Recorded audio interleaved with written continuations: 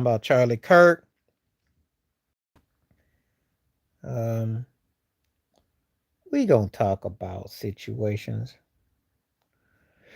We gonna get into it. For some people who want to talk about it. Um, we're gonna get into it. I'll be in just a second. I gotta kind of log all my information in it.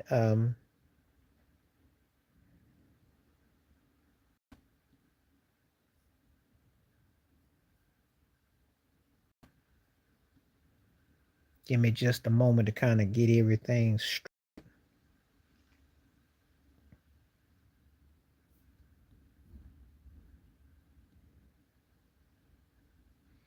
Um,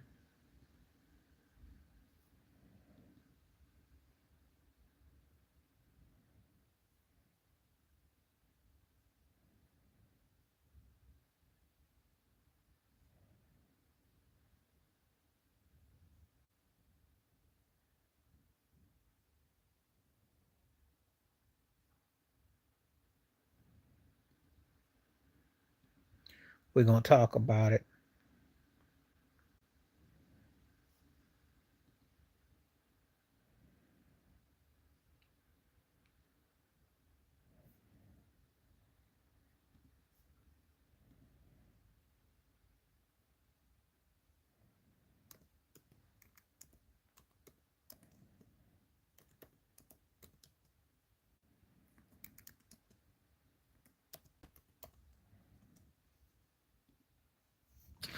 And I'm going right in on it because I don't understand all this romanticism about Charlie Kirk. People got selective memory, selective foundation. I don't be getting it. And I ain't with it. I ain't with it. I'm not with it. I don't understand all the I ain't with it. I'm not Charlie with it. Kirk love I affair. I don't don't get it. understand all the. I ain't with it. Charlie Kirk love affair. I I don't don't get understand it. all the.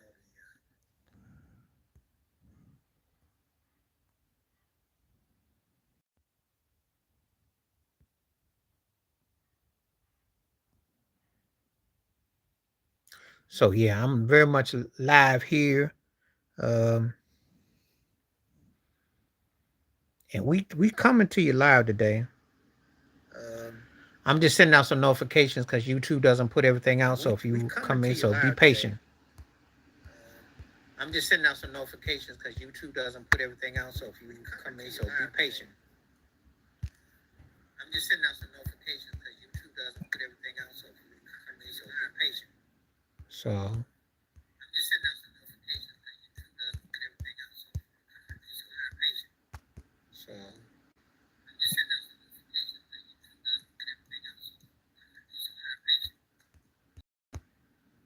whatever is happening, this thing, I'm trying to get this thing sent. So bear with me. What's happening? What's happening? How you doing? How you doing? What's happening? Good to Bear see with you. me. I'm What's back. happening? What's happening? How you doing? How you doing? Assalamu alaikum. Good to see you, What's RC. happening? Good to see you. I'm just sending out these I'm back. notifications. What's happening? How you doing? How you doing? Assalamu alaikum. Good to see you, RC. Good to see you. I'm just sending out these notifications. How you doing? How you doing? Assalamu alaikum. Good to see you, RC. With me, bear with me, bear with me. I got it now. What's up? Your timing is perfect. What's up? What's up? What's up? What's up? What's up? Bear with me. What's Bear up? with me. What's up? I got it now. What's up? What's up? Oh, that's Your because I got timing my is speaker perfect. on. That's all. What's up? I'm gonna turn it off. Ted, I'm glad to see you, especially in light of what I was watching. They trying to talk about Micah, and they was talking about, and then I saw Loudmouth on with on first take. My brain just acting on funny. Well, I'm gonna address that in a second, but Mad Dog was talking about let's stop it with Mike. I think Mike um forced out because of the owner, not because of him. Week one was a movie, Max. What do you mean by saying it was a movie? I'm kind of lost on that. That's an interesting interpretation, but what makes it a movie? Kawhi just get forced out because he don't play no more. That's why he get forced out, not because he can't play. Well, to be honest with you, Ted, he ain't gonna win another ring. The Clippers ain't gonna do another thing. And yes, he's one of the 75 greatest players, and but we're never going to get that guy that we saw in 2019 to 2016, 17 before he got whacked in the leg. That's a done deal. And at this stage, but having said all that, that's not, it's the owner who should be the one. But they don't want a PR nightmare. Um, what do you think was so fantastic? Because I was. Tell me what you thought was so fantastic. That was a movie. As a Bills fan, I didn't like that game. They won, but I wasn't moved. Um, okay, let me break those down. Okay.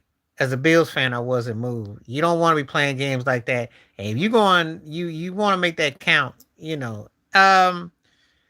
Cowboys Eagles. The spit episode was bad. Dallas choked that game. So the CD Lamb, they still can't score touchdowns. So I mean, and Philly had that hangover of that Super Bowl thing. Kansas City's Chargers played their best. Kansas City secondary sucks. They got no receivers. They don't run effectively, and still almost won the game. So the Bears Vikings. The Bears went futile in the second half. I'll say this. Uh, they were good if you for hype. For hype. For hype. For hype. But I don't know. I wasn't like really blown away by the games. I don't know. I mean, maybe I'm alone. I don't know. I could be alone on that. I thought it was good, but I didn't think it was, I thought I saw some flaws. I saw some carryover from last year, if you must know.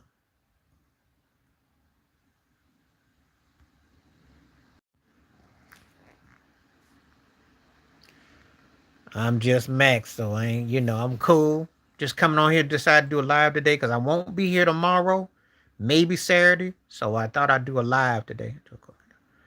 Now let me talk about this one. This one was a funny game because we knew that McDonald needs to be fired and Tyreek and Tua, but they made Daniel Jones like Burt Jones. If you knew about Burt Jones in the 70s, um, what's up? The Colts are off. I don't know if the Colts are that good or Miami sucks. I can't quite put that one was a stunner. Now that was the impress. Daniel Jones was balling. I know about Jonathan. I'm like, wow. Now is Miami that horrible? Or I didn't know. I was like, woo. Well, it wasn't just him. Their defense was horrible. Daniel Jones was eating their butt up. I was like, Daniel Jones? I was Scooby Dumb. I was like, huh? I was looking at that score. I was like, oh man. Woo. I was like, did Peyton Manning morph into Daniel Jones's body? Is Edrin James Jonathan Taylor in disguise? I was like, woo. They tore their butt up. But then again, I got to remember, Miami does suck. So they starting off with the way they end. So Ted knows. I thought it was a good week, not a great week. I thought I saw a lot of the same characteristical flaws I saw in a lot of teams. It looked like a lot of teams didn't really go to training camp and improve. Because uh, Dallas still can't score, still depends on their kicker, and it's always making futile mistakes. So they're still the same. Kansas City still got the same problem. Receiving core, secondary sucks. Got to get your top flight receiver. Chippies, little things that you do. Dallas sucks. Okay, they suck. They ain't chilling out on nothing. You don't like what I say, you can go. I'm talking football.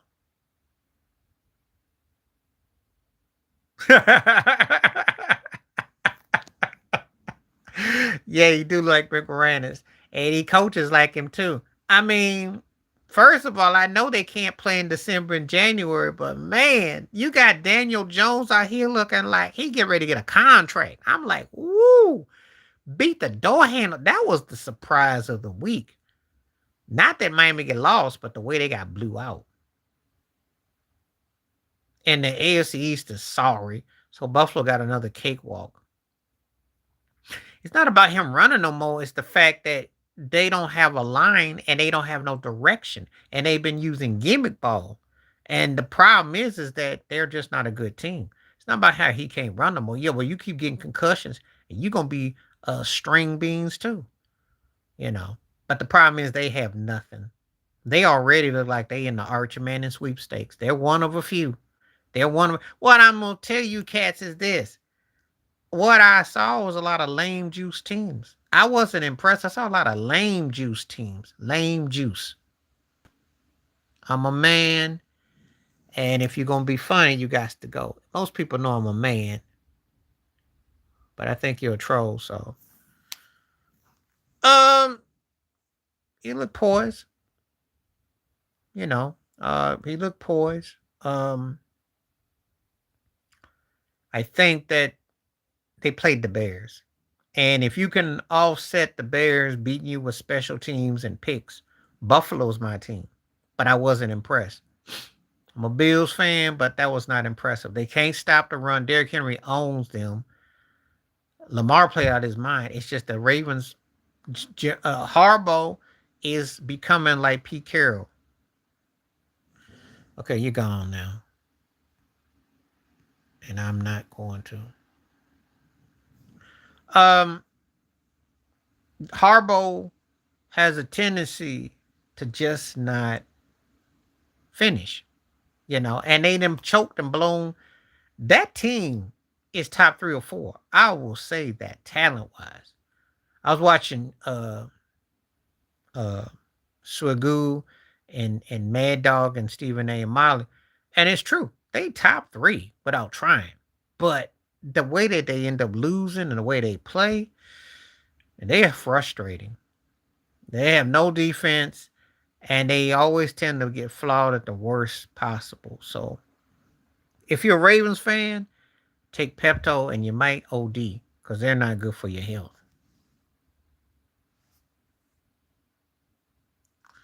I can always tell I got some trolls. I got some trolls and this whole thing with Charlie Kirk. That poll should be 100% that he was, but they gonna hear, if they got Jeffrey Dahmer gifts, they gonna be like, okay, well, you have to show it. I think the problem is the coaching. And he's had 3 or 4 different coaches. Even Stephen A. Smith brought that up. And I don't really listen to Stephen A. Smith for football takes, but he brought that up, which is true. He hasn't had consistency. And the Bears don't have normality. The Bears just don't play 4 quarters. I think it was an inside job. And I think that if you, to quote Tupac, thug, the hate you give, karma will not forget. That's all I got to say about it. You can't be spewing that kind of negativity. And Trump is held accountable for that as well. But who's ever the young man's parents was, raised him wrong. And you know what? I expect somebody that's 71, 81, 91 white dude to talk like that. I do. 31-year-old white cat talking like that? Somebody done definitely shampooed your head and they scalped you good. That's what I think and feel. And people always come at me talking about, oh, it's gonna be different and hip hop. All I said, no, it ain't. I said, because I see too many young white cats who are going on this crusade, and and I think that's a message to tune out of Trump, tune out the hate that's being spewed, because this is what leads to. And that's what happens because people are hearing it. It's pumping them up. So, you got to be careful how it's one thing when you speak out against it. It's another when you promote it. And when you're promoting something, you better be ready for the repercussions. You know.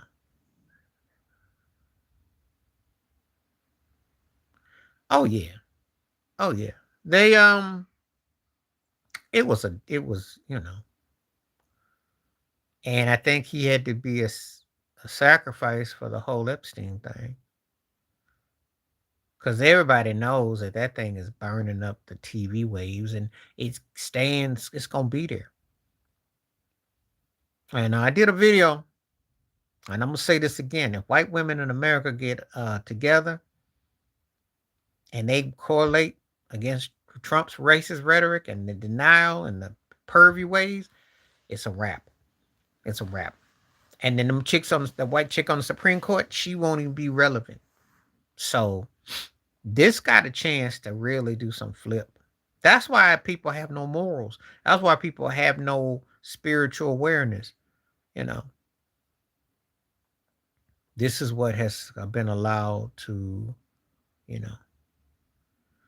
No one deserves that, but at the same time, you don't deserve to be hateful either.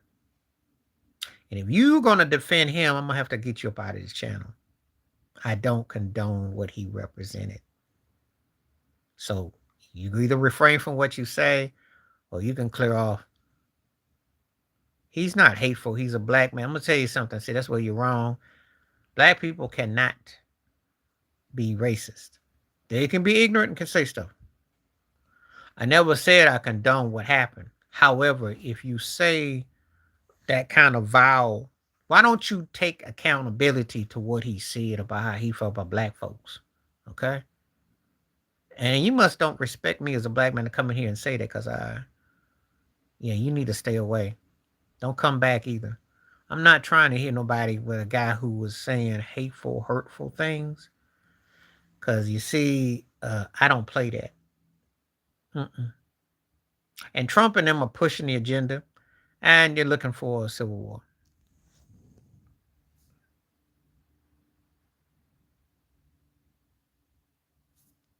I don't know what that means, so.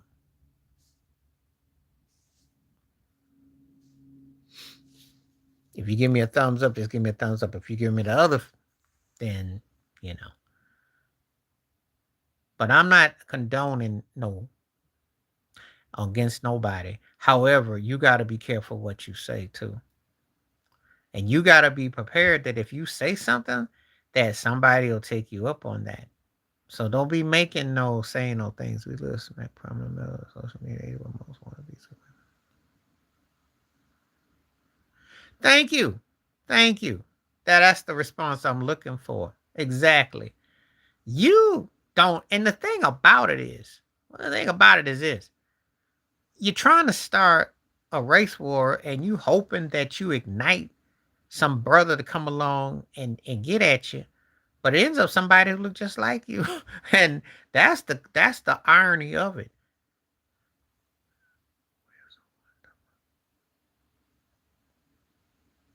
Well, first of all, I've never said anything that would put me in that situation.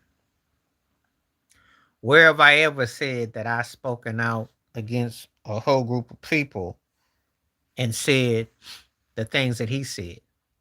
Second of all, second of all, um,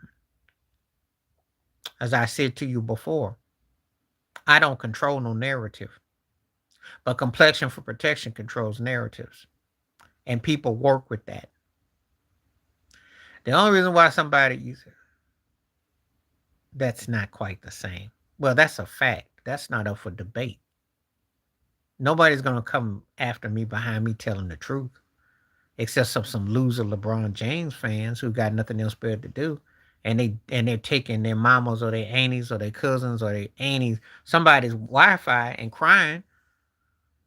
That's an opinion about two people as individuals as far as talent and what has moved you. It's got nothing to do with this. So don't minimize it, please. You're trying to minimize something that's very serious. I said that there was more to the story. And I said he wouldn't just go up and jeopardize his future for that guy. Please don't compare Carmelo Anthony to Charlie Kirk. Please don't do that. Because Carmelo Anthony ain't never said nothing about a whole race of people. Okay? Charlie Kirk is on record about Michelle Obama, about Dr. King, about black folks.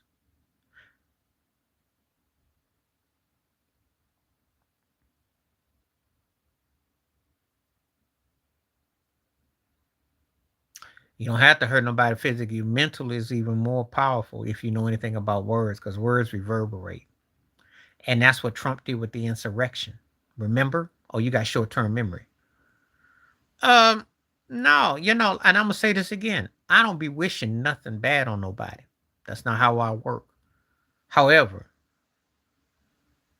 words are effective. Obama ain't hurt you.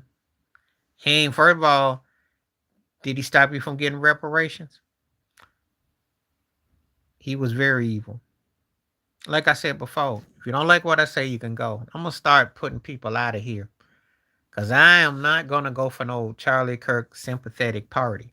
He said vile, racist stuff, and you know what? I'm gonna use Tupac's quotes. It's the hate you give. So the hate you give, karma didn't miss because I wanted to see people just like yourself who I knew was gonna come around here and troll and try to defend those actions. It's set up for what it is. See, sometimes when people don't even understand debate. So if I thought that you was trying to take up for them, you clarified and verified. That's exactly what I did.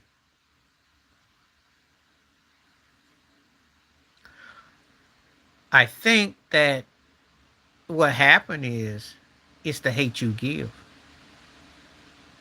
So if you give off that kind of energy, you're going to give up that kind of energy. Trump gives off that kind of energy. Steve Bannon gives off that kind of energy. The Miller guy that works in the administration gives off that energy. Charlie Kirk did. It's what you give. Don't tell me what to do. You can leave my thing telling me to be respectful. Shh. I'm going to say this again. You don't come in here respecting what I'm talking about, you can politely leave. I'm not going to sit here and tolerate folks trying to dignify somebody that I know for a fact was. Because it was to prove that I knew you were going to go for the bait and you were going to defend him. Proves my point. Proves my point. That's why. Plus, I got trolls on here too.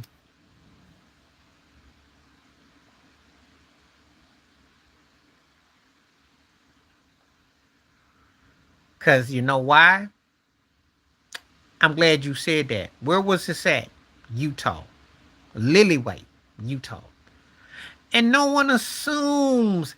See, this is the beautiful thing about it in a twisted way, but this the thing. If this had been in Chicago, New York, DC, had this been in Houston, LA or something, they'd have just ran. He is political. He's associated with Trump. And Trump co-signed him. So they are two peas in a pod. If you are condoning that, this is what happens. And he was used. Doesn't have no choice about it. He had to have known. He had to know. Again, I don't condone what happened. I'm just saying, if you're going to say that kind of rhetoric, you're going to bring out some sources that are going to come at you. Oh, I have. Because I remember the 96 Olympics in Atlanta. And they had that guy that was security guard, and he was falsely accused. I've seen it.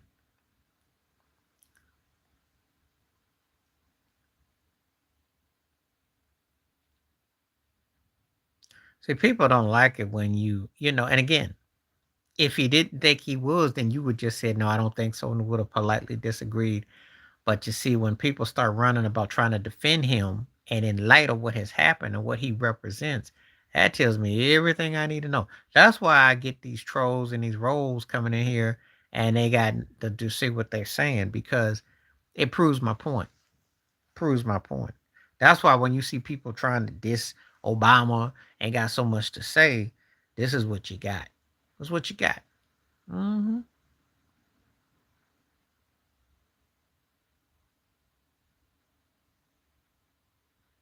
They don't have a different opinion. They don't like black folks. They don't have no different opinion. They don't like black folks. And I said it.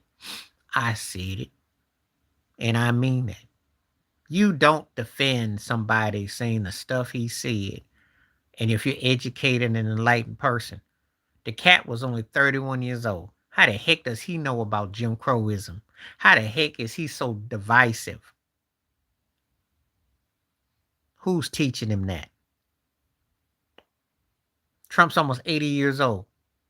And you're going to let your grandpappy tell you to get ahead. We want to be like this. You're going to justify that. Who is teaching? See, he's no different than the cat that was in Buffalo who went up into the tops. That's where my grandma and I used to go in Buffalo to go shopping. So, yeah, whatever.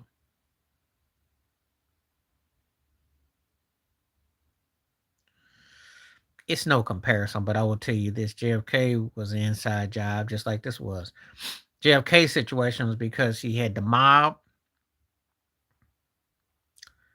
and of course they had to do Marilyn Monroe and all. They had all that. They had their karma. That thing was a whole different situation, and he didn't play along. Situation was completely different. Now, you asked me how was some similarities from a racial perspective. Well, JFK was used as a model to appeal to black folks. But he really had Charlie Kirk's mindset. It's just that it got romanticized. You know. Ain't nobody done nothing for no black folks. That's the part people don't want to talk about.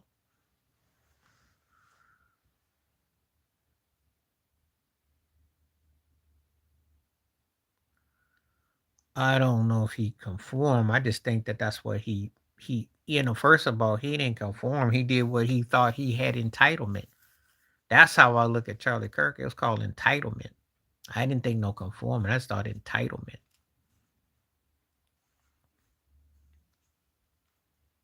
That's how I look at it. I look at it as entitlement. I don't look about no conforming.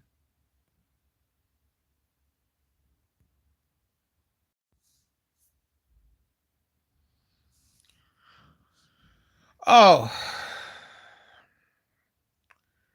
JFK, his story is very complicated because everything with his father, everything with the brothers, the whole nine, that stuff's a very complicated situation.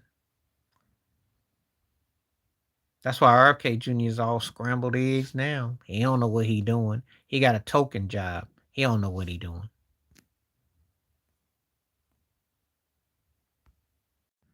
Okay, I just sent the last of the.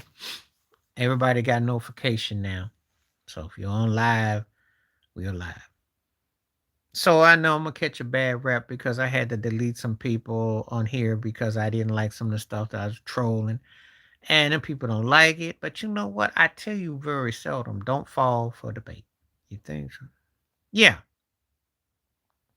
Yeah.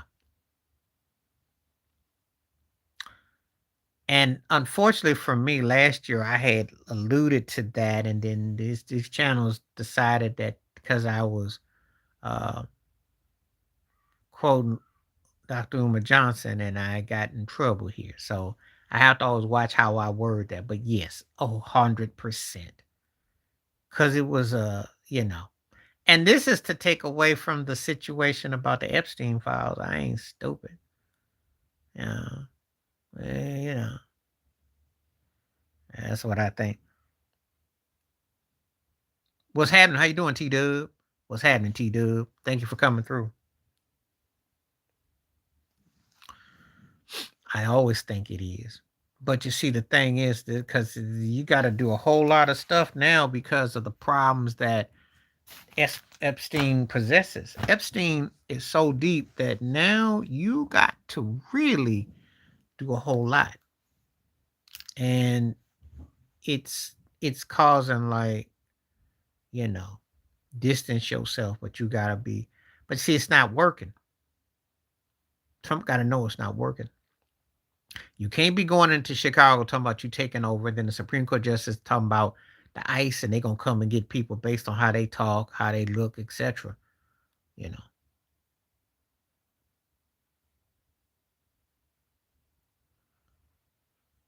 I'm not condoning it. I'm not condoning it. There's nothing to chip or clear about. What I said was what Tupac said. The hate you give, karma doesn't forget.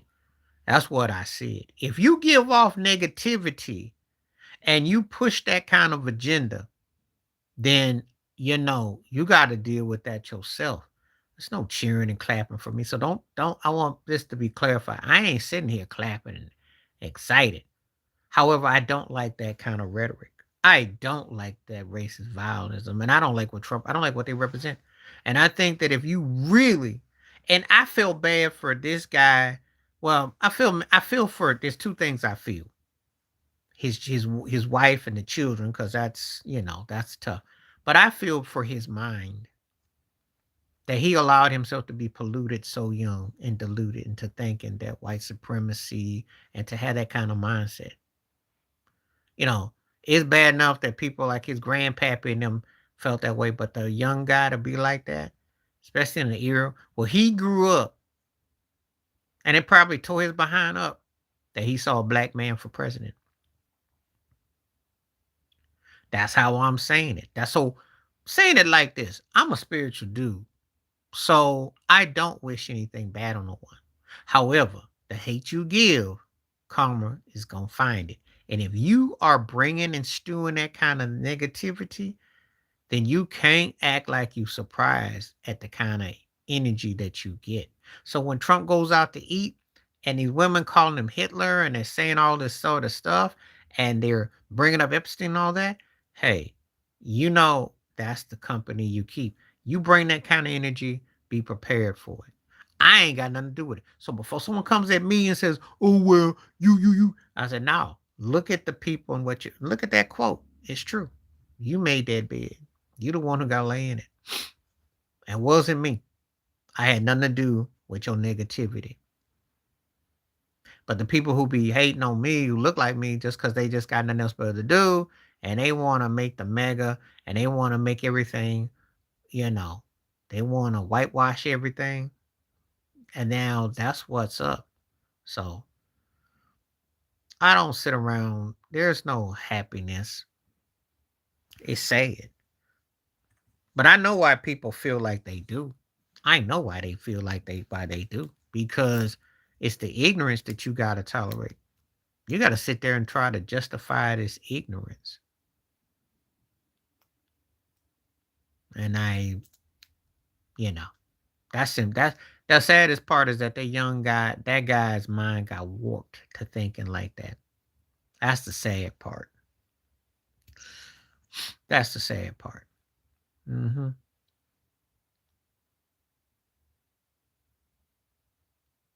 And you see, people gotta be careful what they put out there to, especially like that.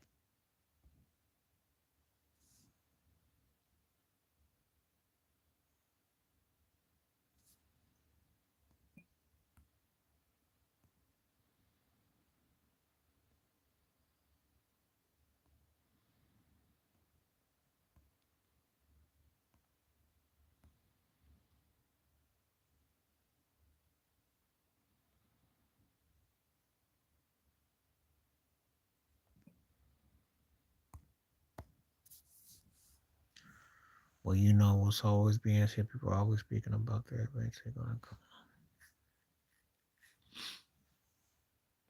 Yeah, that energy, you know. And you see, it's like a cult. And that's what the people be like. I don't really talk to a lot of folk, really, because educated and enlightened is not being on. There is no morals, there's no standards. This mindset has been out here, it's infiltrating, and this lack of spirituality and awareness. And it shows. It shows. Being derogatory, being vulgar, and being negative is like taking that's what's been allowed and that's normalized. So, you know, you see it all the time.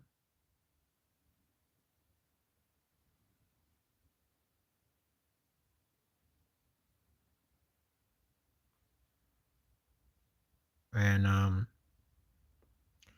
somebody's got to come along and say, hey, we got to live together.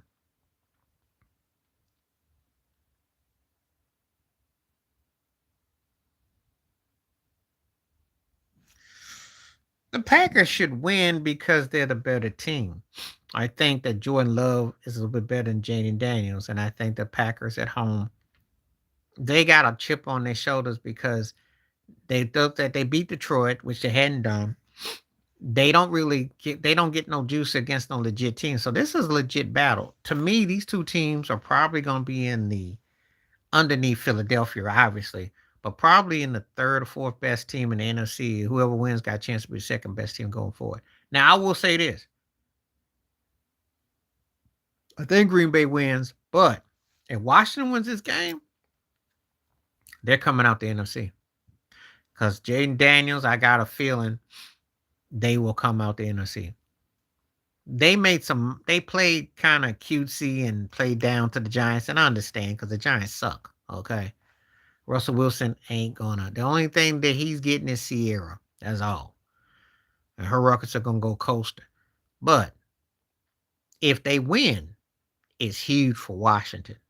For Green Bay, it means more because they have not, they got us people saying, can you beat legit teams? So, you know. So it's big for both teams, but in different ways. But if Green Bay wins, I think the Packers got a chance to be scary. I do. I'm on the wagon because I think they're gonna be good. Oh, well. I didn't do any that, but I'll tell you something. I probably would have. The games that got me was the Vegas against New England. I didn't see that coming. I thought, man, Geno Smith. I was like, whew. I'd have probably picked the Rams over Texans. And again, we were talking about it earlier. The reason why I wasn't in love with the football season this year so far, the Texans can't get no offense. I don't know what the code what's going on. CJ Stroud, they can't score 20 points. The Rams defense is better. The Rams are one of the after Philly, they're anywhere from the 2 to 4 slot. So this winner of tonight's Green Bay Washington's game is battling the Rams because I think the Rams are a top tier team in the NFC. I do. And it's not so much Matthew Stafford is going to be slanging it. It's just that I think that they got enough to be a problem. Their defense is good enough. They can run. They're not getting their and it's kind of like it's low key, and that's a good thing. So if you're a Rams fan, you definitely gonna like what you got. So that's how I look at it.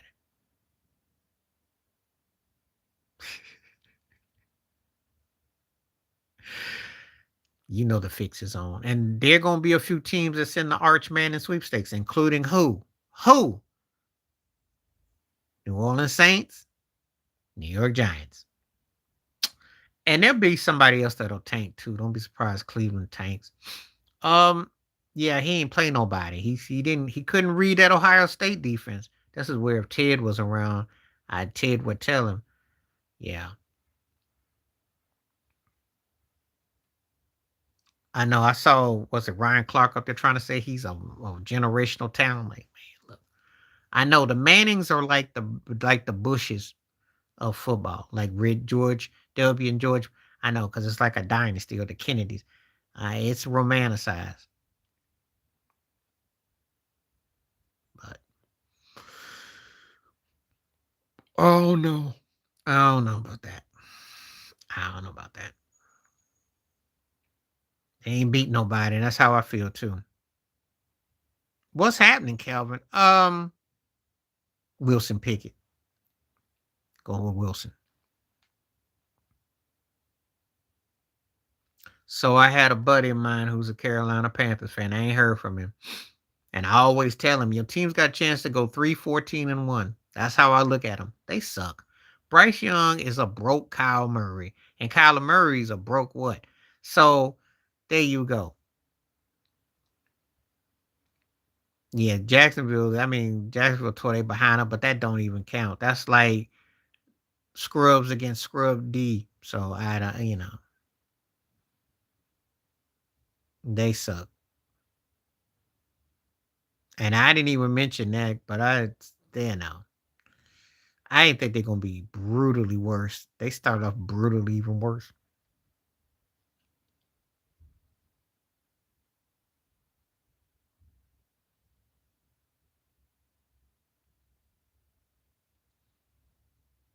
So, you know, it could be a long season. And again, I'm not hating on Bryce Young. I think he's a good backup quarterback. You know, he's like a broke version of Justin Fields to me. Just ain't reading.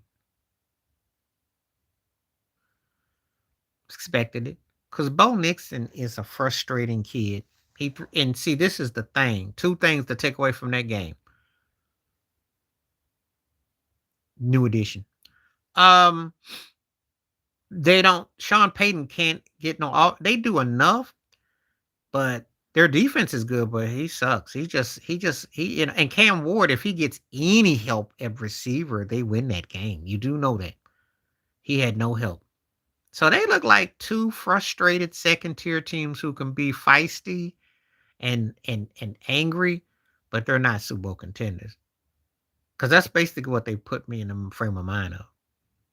It just came down to who was going to have possession and whose defense was going to make a stand. Wasn't really much because Bo Nixon is frustrating at quarterback. He throw a lot of picks. He doesn't read well, and they're just not really that explosive offense. And then Tennessee has not much of nothing. So I like Cam Ward too. See, he's exactly what I talk about when I talk about black quarterbacks not getting no help. So, that's why you can't be excited if you're a Steelers fan. Exactly. Thank you for saying that. Because Aaron Rodgers, as great as he played, it took a 60-yard field goal to win the game. And it took Jalen Ramsey to make that pop. That should tell you all you need to know. These are two second-tier teams on a good day.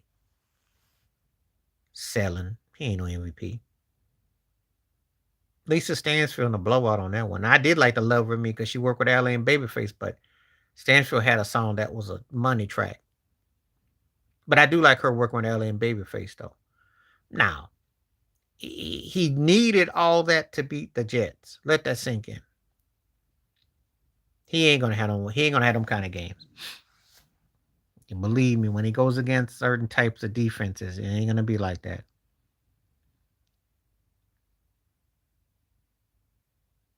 You know,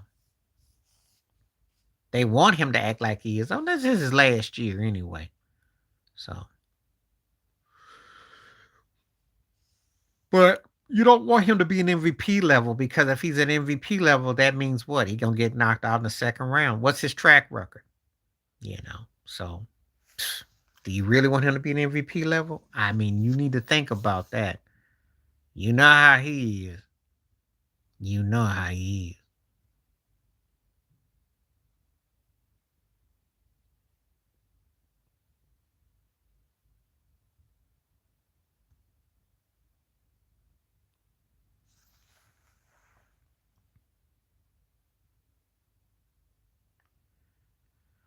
Well, he did what they told him to do. But I think he played a good game. I mean, he did enough to win the game. They just didn't win. That's all. He played his behind off. I like Justin Fields. I don't think Chicago should let him go. Because ask me what's different with yeah, well, he did that because again, that was to be deceptive. But I think that, he didn't want that pressure because if he doesn't get that first down or he doesn't get that yard, he gonna hear about it on the sideline.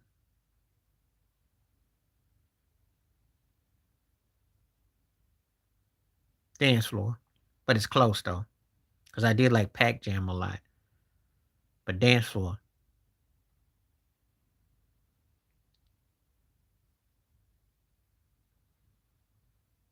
And Roger and them definitely had jams that were geared towards the owner's crew, but I go with dance floor.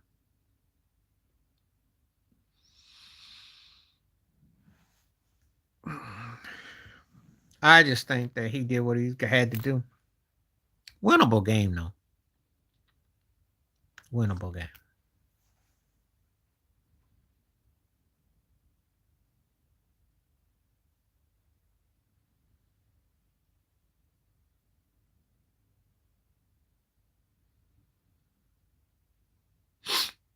All right, let's get some more comments going. I think I'll We'll see what's up. I got at least another half hour. And like I said before, I won't be here tomorrow, but I'll come back on Saturday. But keep on going. We got another half in here. I know I probably upset some folks, but anyway. No, Cutler was good. McMahon was average, overrated, but he did enough. Cutler was good. Cutler was a very good quarterback. He just had a jacked up attitude. That's all. Skill set was there, but his mindset was not. Cat could flat out quarterback, but he just didn't have the mindset. He just like one of those guys that had it, and he's kind of like whatever. He was frustrating. McMahon was more, he hit some passes, but he was pretty ordinary. He had more personality than he did actually game. If you wanted to see him actually play, you should have watched him in BYU. That's where he really showcased his goods. Yep. But he could play though.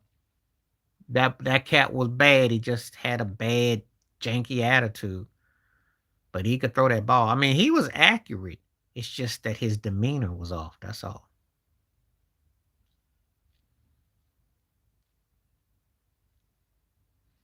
And as long as you don't have no feelings and no compassion, you're all right. Since I don't have you. And I like to play it as better overall, but since I don't have you, it's like one of them songs that just kind of, it's that chorus. They did. They went to an NFC Championship game. They lost to Green Bay. And he looked good. I'll put it to you like this. Jay Cutler in that Super Bowl with Rex Grossman, they might beat the Colts. They might. Because he's the kind of guy, he knows how to grind it out, get his yards, make the chains move.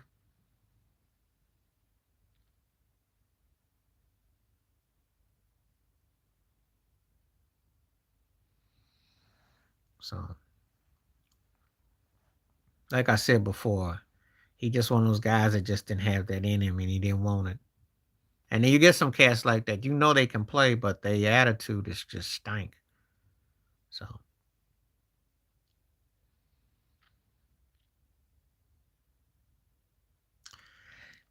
the jury's still out. I'm gonna tell you why I say this. I think he's got an upside to him, but playing for the Bears. It's something about that team. They just don't bring the best out of offensive players. Unless you walk to Peyton. So he could be. It's hard to say because it's very blurry with the Bears. They got to have a legit coach. They got to have a legit system. And the reason why I feel like I do is because the way they lost that game Sunday was just the way that game against Washington went. Tip ball attitude change, and that was it. Oh, I love the vocals, but it's something about that Skyline song. It's the song. It's not the voice. It's the song. And I love the platters. I give you that on the vocals. It's just that song. It's something about when I hear that song. It's one of them songs that I could listen to all day because I don't have happiness. I just love that tone of that song. Since I don't have you, it's like one of the best songs. I'll say it like this: you take the Platters vocalist and the Skyliner song. That's the best song that Johnny Mathis never did after 1965 because as buttery as Johnny Mathis' vocals was and the song. Could you imagine Johnny Mathis singing that song? There you go. That was a good choice, and it's a no. There's a no bad answer to that. That's great that you went to the doo wop, but yeah, it's something about that vocal. But yeah, but I like that song. It's the song though. I'll say it like this: sometimes it's the Quincy Jones that I think of because it is truth. It's about the song. We can debate people's talents all day, but that's the songs. And when you put the song down the right way,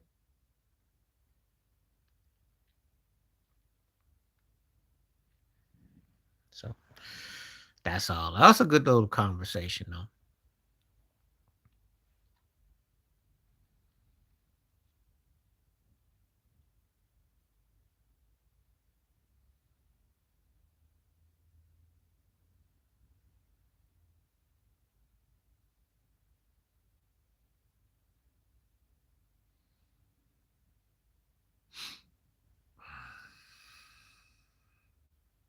Yeah, I did because I was thinking about maybe going berry picking today.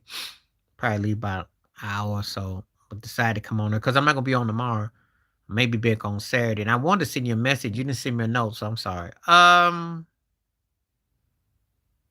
Juicy. It was nothing but a dream. I just like the way he went in on it. I ain't mad at you. But I think it's just as much because of the chorus and the groove, and M because of the chorus and the groove. But Juicy just sounded more hungry. That's all. It just, you know,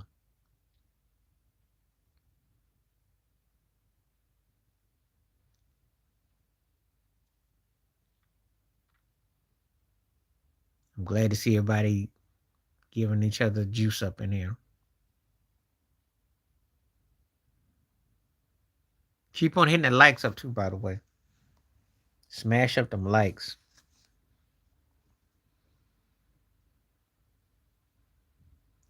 It's not about the sample. It's the way they, because I'm a big M2 fan. It's not about the sample. It's because of the way he flowed. It's his cadence. It's his cadence. Because he was good enough to rap over a lot of stuff. Thank you very much. He was good enough to rap over almost a lot of. Obviously, when he rapped the 10 commandments, going back to Cali, did it with Bone Thugs and Harmony. You know, Biggie had crazy flow. I don't think he. I think that's why people hold him in high regards. The ones that love him because his spit game was legit. You know, he had an ability to rhyme really well. And he was a starch critic too, because I remember they asked him about different rappers and he gave different opinions, but he could definitely bring it, you know. I think Biggie could take quite a few to the woodshed and hurt some feelings.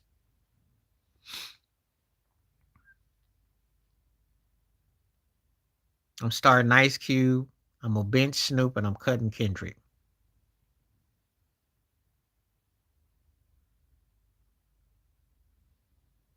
I think it was because of the chorus and the music for me with the song. I liked it and what it was about, but I didn't like necessarily thought his cadence was it. I thought it was the, you know, you know.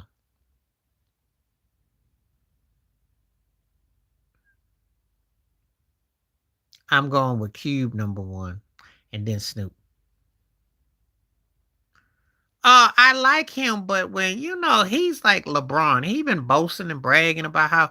First of all, you don't boast and brag, and you're in a watered down era. Are you kidding me? All you got is what Drake and J. Cole and maybe Bootsy and a couple other cats, except Rocky. I mean, you got a few cats out here. You ain't got no competition to be running your mouth. And let's be realistic. It took a diss track. You weren't on a milk carton, but when you did the Super Bowl the last time, you're like the fourth person to perform pretty much. And you were kind of like, yeah, we like you. But you came up with an ultimate diss track, and now all of a sudden everybody can't stop singing your praises. But I'm here to tell you, he good for his era, but he can't compare to them cats. Not in the peak and prime. He can't touch them cats. He would have not been able to make it back in the day. Yes, he can have nice flow, and he's articulate, and he's got intelligence. But Q was breaking it down raw. Snoop was catchy. He wouldn't be able to make it with them cats. Mm. She blinded me with science because that synthesizer work was tight. The groove was everything. I think Howard Jones playing from a technical perspective could hang, but She Blinded Me with Science was just a bop and bop. You can't even hide from that.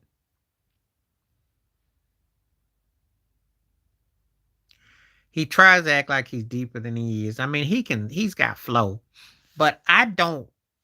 Again, and some people say, "Well, you listen to the wrong rapper." I said, "No, I listen to cats who they had different cadence. His cadence isn't that varied, and so things got to hit a certain way. And sometimes he trying to, trying to. It's like you gotta be able to understand tone. See, from a tone perspective, he can't touch Snoop. As a rapper, he eats Snoop for breakfast, but from tone, he can't. So it depends on what you're going for. Now, if you want some hip hop one on one conversation, I'll bring that right here now since you brought it up. There's a difference between tone and feel. Snoop's got more tone and soul, and that's why people stay messing with him. Kendrick hit you with that coldness and got that down south with that Cali vibe, but sometimes it's got to be a certain mood and a certain groove. It's a big difference. Big difference. And it hits in different ways. So,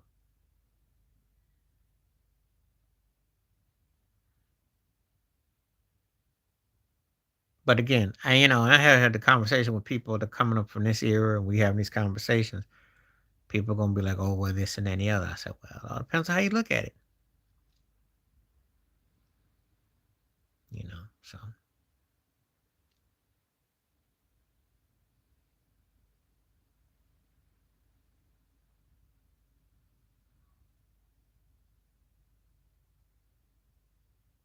call me because that's a bit more. I like the groove on it. We belong together ain't bad. Um, but it doesn't. It's I like other songs by her, and I thought she's a very distinctive type of personal artist. Or she had the kind of thing that Pink is longing to have, that punch razor type of attitude. She's kind of like a female version of Billy Idol, but a better voice. And Benatar was the truth.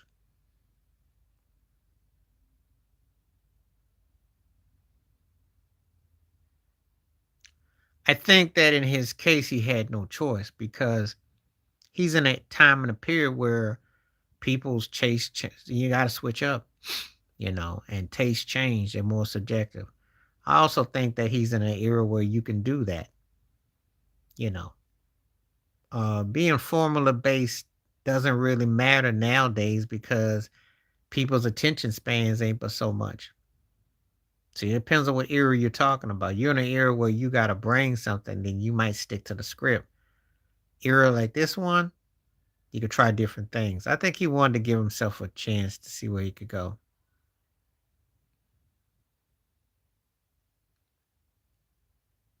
But again, it's a different era.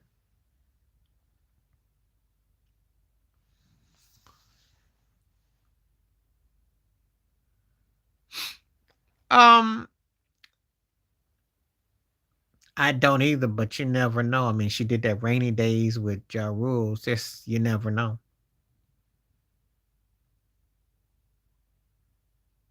I mean, Mary going would have been funny. Would have been interesting. But let's just say that she got the right songs. Uh, I do think Rihanna would have turned out doing just fine though, because her styling. Mary's the better singer, but I think Oh, Big Love in a blowout, in a big old blowout. I love Lindsey Buckingham's vocals. I love that. Looking out for love. We built this city was like some corporate shindig that they get together when they're gonna fly that blue rocket in the sky. You know what I mean? It's just some corny corporate, it just corny to me. It just that's one of the parts of the 80s I didn't like. And that synth sound, that cold, no. But I understood why it was popular. You know, I got it. But the Big Love and a blowout. Built the city is corny. Start with.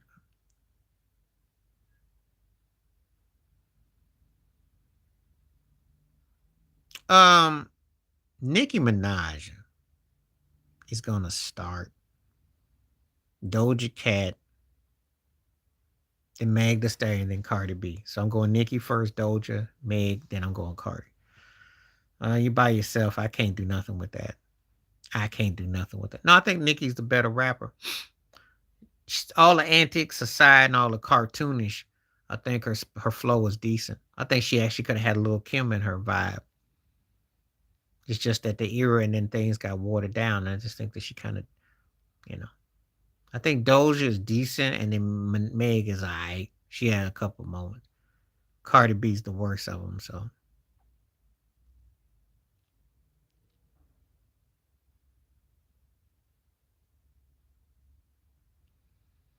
okay,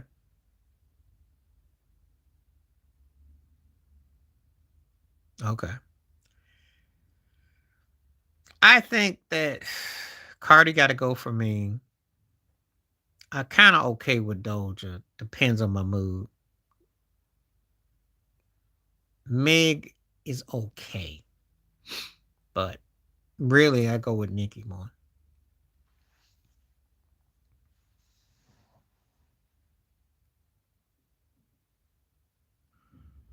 If the total package we talking about from the eye candy, okay. If we talking about from the skills, no. I like her on mute.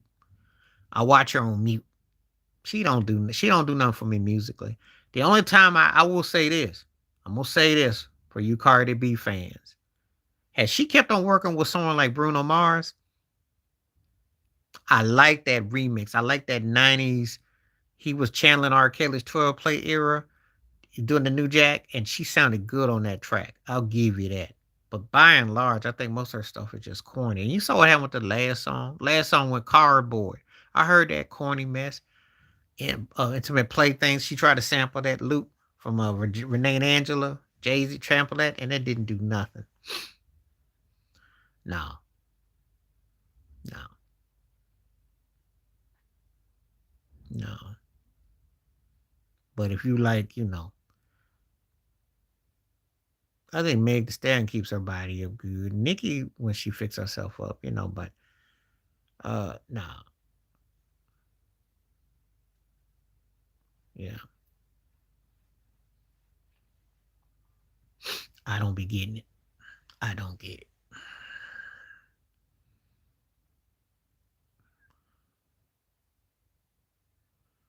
Oh, I know about that. I mean, I understand about, I understand about what the drill, and I get all that. But see, the thing is this. Uh the thing is that if you understand your skill set, you can actually, pun intended, twerk into a different direction. You can do however you go about it. But the problem is that she becomes like a one trick pony. But I just don't think there's any depth to what she do. And who says that all her fans want that? And who's programming that into them? The industry, and she's helping being a part of it, just like Sexy Red is. I mean, just like Sabrina Carpenter. I watched that mess the other night. I saw her performance on that MTV thing. Pitiful. Now, she got an alright voice. Impressive. Do you think that if she came out on stage against Christina Aguilera that she could run Aguilera off the stage? You want to impress me? Do I think she can sing like that? No. She's decent for her era. Decent. Not blown away though. In the mirror. Man in the mirror. Come on now. And I love If I Was Your Girlfriend too. I love that. I love that song. But now you can't make that comparison because that's not even fair. Now, Man in the Mirror is gonna get the dub on that one. That was probably the best song on the Bad album.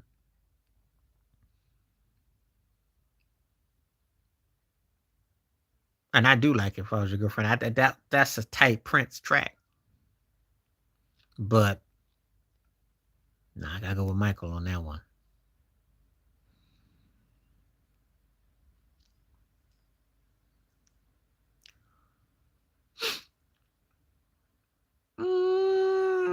I'm not gonna say that, but I'll say this. Listen, I'm gonna say this for the record. I'm more of a Michael Jackson fan overall, but Prince got some catalog in there.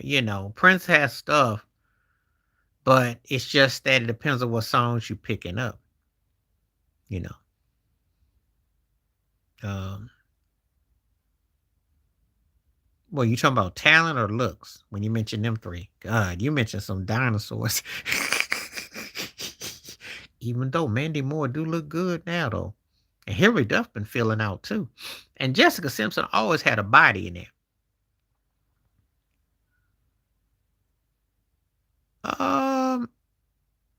The lyrical content of First Girlfriend I like, you know.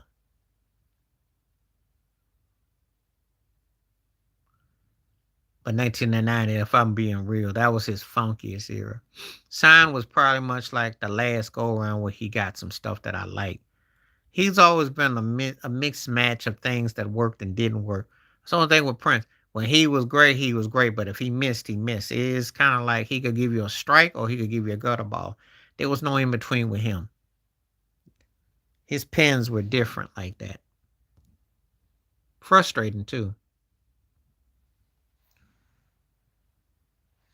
I was noticing like you mentioned them, but I just like I was gonna tell you like this though. I noticed they've been filling out though, cause was it one? But you know who really filled out was I used to work with Timberland. What's her butt? Um, she used to work with Timberland. Come on now, you got to help me out. She didn't really. She look good right now. She look real good. I'll get back to you. Dirty Mind, I liked, but Controversy was a more polished version of it. But I do think that Dirty Mind, Controversy in 1999 is his holy trinity. No, not JoJo. No, keep on calling names. Cause the one I can't think of right now, my brain is not working at all. But she filled out nicely. She looked good. She looked good now. Marginal talent. Oh, I'm like a butterfly. You know the one she says, I'm like a butterfly. No, not her. History was probably the first time when I listened to his adult records. Yeah, Nelly look good. You need to Google that. Nelly is jelly. Sound pretty good too, but look great. Yeah, she filled out nicely. Thick now. Um, History was hit and miss to me, and it showed why I was cool with him working with Teddy Riley without Quincy Jones. It showed where there was a lot of fat on the records. Overall artist, I'm taking Michael because he was a writer, he was a co-producer, he was an arranger. He had asked, in fact, that he would pick Quincy Jones to work with was career suicide. I like Prince's emphasis on his oneness and how he went about things to an extent. To an extent, when he was in his peak in his prime, I got it. The 90s though onward is why Prince for me fell off. Now live, I will hold him up with some of the best. His studio stuff, he put out too much stuff. He needed an editor, and I just wasn't feeling it. I did when they had Randy, Simon, and Paula, but then I stopped. And I don't waste my time. And look, I'm a huge Lionel Richie fan. I don't waste my time with that corny mess because it's the fakery of the industry, and most of those acts don't even amount. If you really watch, uh, it's not what you think, and they don't set them up for being artists. They set them up for sponsorship. There's a big difference. When they had some turkey like Sanjay on, or Clay Aikens and Robinson, and I know what they be doing. They be trying to clone acts too. Very deceptive what they do. Very deceptive. Simon was actually making valid points, and the auditions were funny and all that, but it's not the way you it's and the voice is the one of the most the voice got some talent, folks, but the voice only benefits the judges. This industry be faking the funk, you know. Actually, all them awards, all them talent shows don't really mean that your career gonna be that way because they pre-pick them, but they also got acts that they want to try to push as a certain type of way too. You know. Oh yeah, they got them rehearsed already. First of all, acts can have what they doing, but then they make them the way they want to make them. That's what they do in the industry anyway. There's a lot of talented people out here. Why they mess with the music industry, I don't even understand. It's not worth it. I like Kelly, and she was bad, but she never got handled the right way. Musically good, not great. Good, not great. Should have been better. Should have had a better career. That's a woulda, coulda, shoulda there. Hmm. Yeah, I did all that too. Didn't watch the Beam, but watched all that. Watched the Box. Watch all that. Miss all that. Different era too. Yeah, Friday night videos. Just watch all that. I'm with you. We think we in syncopation. We just only thing we disagree about Michael and Prince. That's all. But it's not like I'm on some. I'm not gonna sit around here and tell you that Michael was superior either. I'm not gonna go on no high horse because there's a lot of stuff he did. Um, I didn't like. No, it's not about too old. I'm gonna tell you something about that. She ran out of. She didn't have hit material, and she wasn't a top tier artist. Um, she came out before Beyonce with Dilemma. She had no follow through. She got to work with people, but she was Mary Wilson to Beyonce's Donna Ross, and she didn't work on her craft, and she really didn't have any depth. The slaying and putting out the right material is what it comes down to. The law of attraction always true. The law of attraction is we are attracted to different things. Yes, is every situation good and bad result what we attracted? Yeah, because it's like a duality that goes on. It's a duality. We live in a dual situation where we see it from one angle, and then there's the cause and the effect. You gotta be very careful though about it though. It's like a nice looking woman can smell good and look good, and she could be bad news. Fire is the more iconic song, but a brother listens to I Just Wanna Be Because I'm Not Naughty because they played Fire so much I can't escape it. But it's the more iconic song. But I Just Wanna Be is the cut I love that Euro, that Gary Newman, boom, boom, boom, boom, boom. That Euro thing they had going. They had some of that Gary Newman meets Kraftwerk, that synth thing going. I love that era. And I love the way Wayne Cooper's voice is echoing in the back. Well, it's not about how talented you are, it's about your songs and Beyonce getting pushed. But I don't really hear a lot of so called slaying going on either. And I don't think much of Beyonce, so I'm kind of stuck. It is underrated.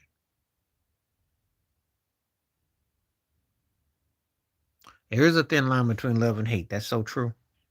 Because you got situations where is everything that you enjoy is the same thing that ends up frustrating you.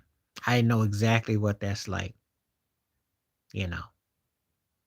And, it's kind of like what I was all about it is the same thing that ends up breaking you up. It's crazy how it goes. And it really is. It really is. Because you gotta be in that mindset. And you gotta have them knocked down, dragged down, out, you know. So it's true.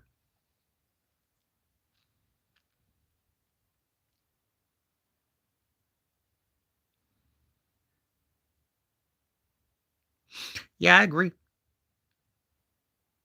I agree. But I think again we are attracted to the same thing that we've, you get it, and then when you get it, then it's like, do you still want it? It's tricky. Sometimes you gotta be careful what you ask for, because you get it. Oh, this is tough. It's tough, but I gotta give an edge to outstanding because of the tempo. That comes down to the tempo. Um, yeah, we all go through that, yo. We all go through that. Because the tempo of outstanding just it call your name is probably more iconic, but outstanding is like addictive. That sounds like crack. And the tempo, you go fast, medium, slow. It's hard to beat it. Yeah, I think the honeymoon phases is that because you get all that. It's tough. You gave me a tough one because I call your name. Listen, it's hard to outsing Bobby DeBarge on that. It's just that outstanding is something that I listen to more. Like I could listen outstanding for a mid tempo, slow, but it's a toughie. That one is tough. I think we get high, and I think we have mixed emotions on both because we know when something feels off. You only get low when you get low getting caught, but then it's how you get caught, and then you got to pay the piper. But the honeymoon phases is real. You getting wined and dined, and you getting treated like you're in your head is beaming, and then reality hits you, and then it's not the same. And then when you break up, and then you got to split money, and you split assets, and you got to go through all this, you know.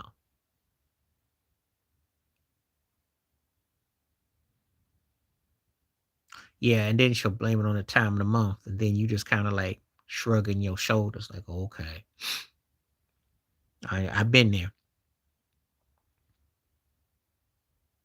You're exactly right. I had an episode that it was exactly like that. And it felt like, I remember one week felt like a month.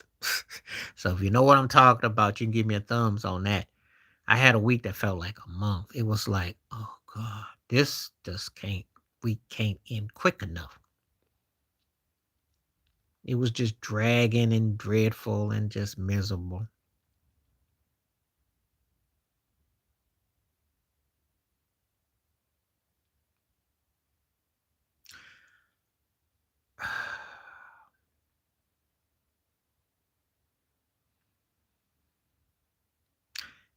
You know, if you'd have said Moni Moni, I would have said Idol. Hot in the City wasn't bad, but Moni Moni's the one. But I gotta give Cyndi Lauper because I like the way the synthesizer worked when she did it. Even though my favorite remake of When You Were Mine was Mitch Mitchell Miller when John Cougar Mellencamp produced it because I like the drums on the When You Were Mine by Mitch, the one that came out '82. I like that version better, but Cyndi Lauper's synthesized version was cool. It was cool. I give it a slight little edge. Hot in the City wasn't bad by Idol, but Moni Moni was my one by him as far as remix go. Funny you mentioned that too. It's almost like you like was peeping out what I was working on because I did a Billy Idol video for this coming out, and I was talking about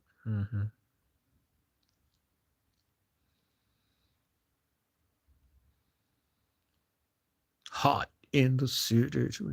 Yeah, it was cool, but Moni Moni's were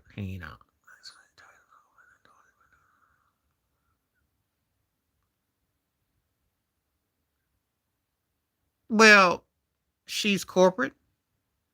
She's one of the few artists that can do that.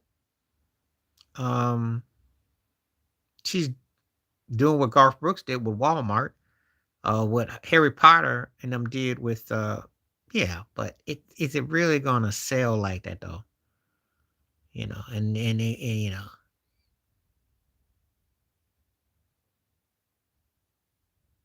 let's see. I think you guys understood my question. Let's say someone was mugged or they were being followed by a stranger.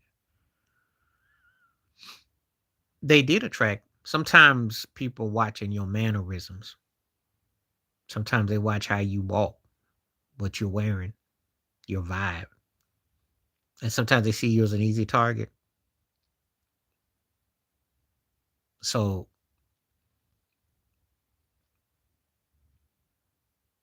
it's ways that you carry yourself. That's how I was growing up, usually. Yeah, Target's trying anything because if they wanted to really make a move, though, they'd be trying to get somebody like Beyonce or somebody for their record, considering how they took a bad hit with the DEIs.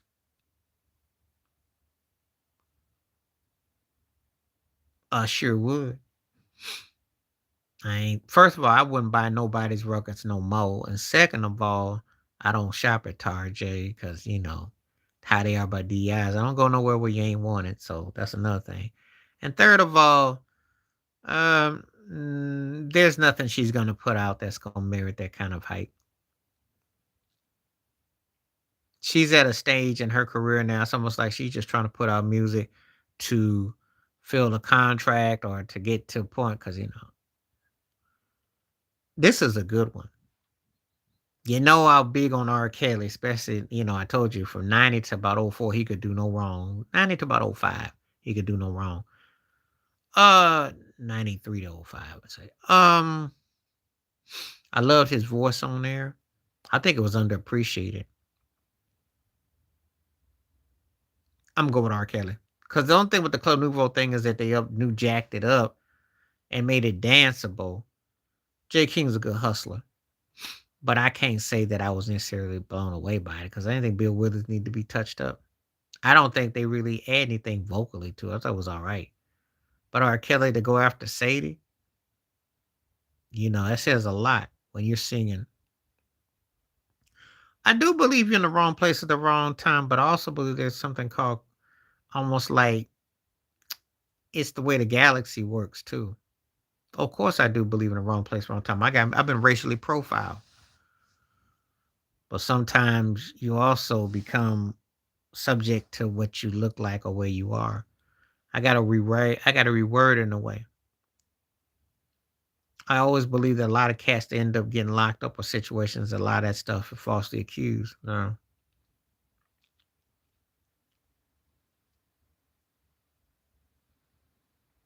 but I do believe that people are targeted and looked at too.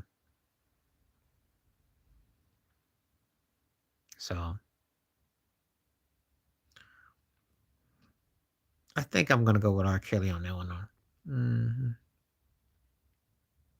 Because to go behind Felipe Wayne and sing that, and nothing about Club Nouveau's vocal performance made me think of Lean on Me. You know, I like Samuel's vocals. They were all right, but R. Kelly to sing behind Felipe Wayne was, I thought he did a pretty good job.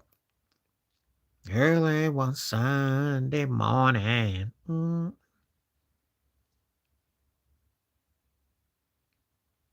You remind me. Because I listen to that far more. Um, thought the groove was cold. In fact, Patrice could have probably hit that. I'm sorry, I'm more of a Patrice Russian fan. I do like Sade's music, but I'm more of a.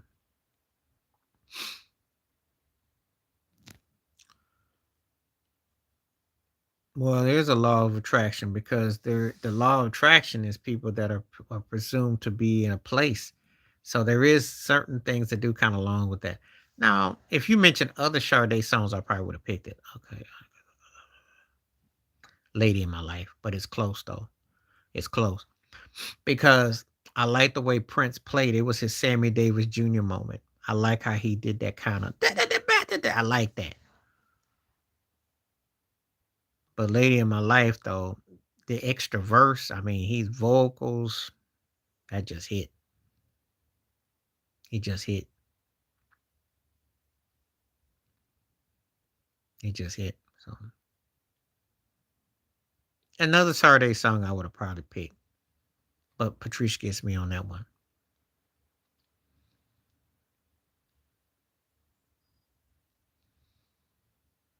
Again, you gotta have the songs. You give it the songs that hit me, and I will tell you. Again, believe it or not, I don't have that kind of bias. Just because I like an artist more, I'll give you a Cats. I'll give you a good example. I think the Temptations are the greatest male vocal group, but I listen to the Whispers and OJ's more. So, you know, do you think I just want this?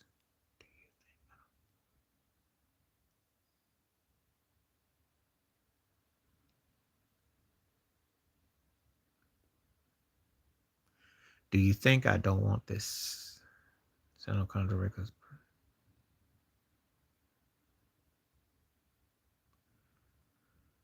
Do you think? Sometimes you got to be very careful where you are. And where I can answer it is this: you got to know where you are in the circumstance, situation, how you diffuse a situation. You know, you got to understand who and what you're around. Sometimes you got to take that L, or you'll take a real L. So sometimes you just gotta be causing of what you're dealing with. Hmm.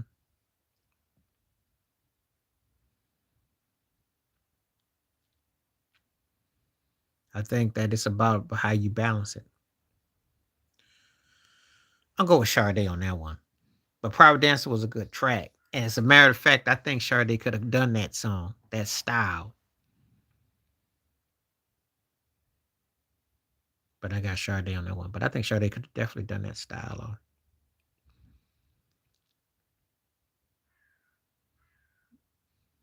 Tina did good though with Private Dancer, the song. Decent track.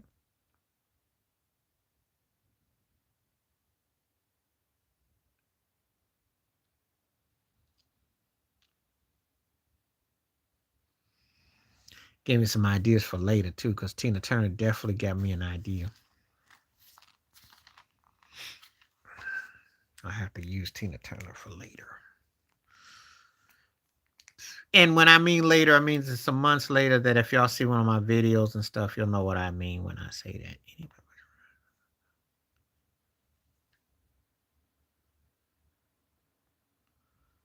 No, you gotta know where you are. You can't walk in sundown towns, let alone drive. You better know where you are. And the worst mistake that you make is trying to think that you're gonna be smooth and talk your way out of it. Unless, of course, you're in a black predominant area, then you got hope.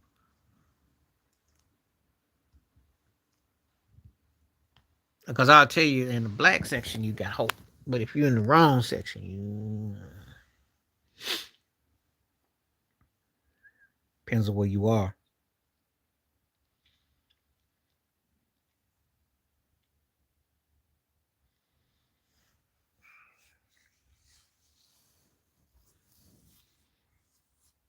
So you gotta be careful where you are. You gotta know your environment. Got to know your environment.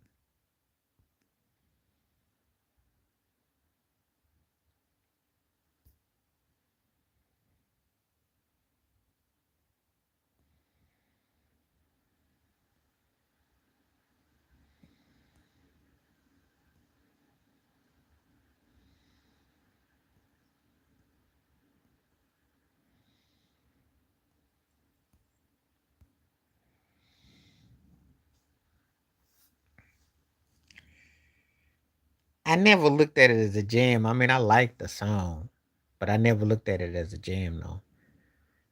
It sounded like a lady of the evening that was trying to get through the motions, you know. It was a pretty tough song.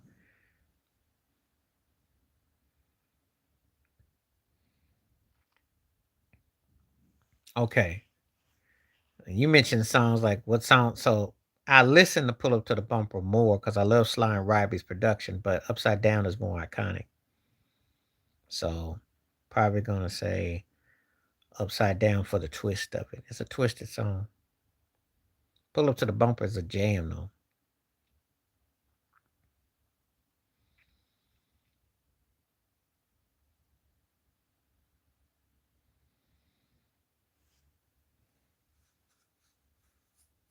But I gotta say, I like them both. I like them both.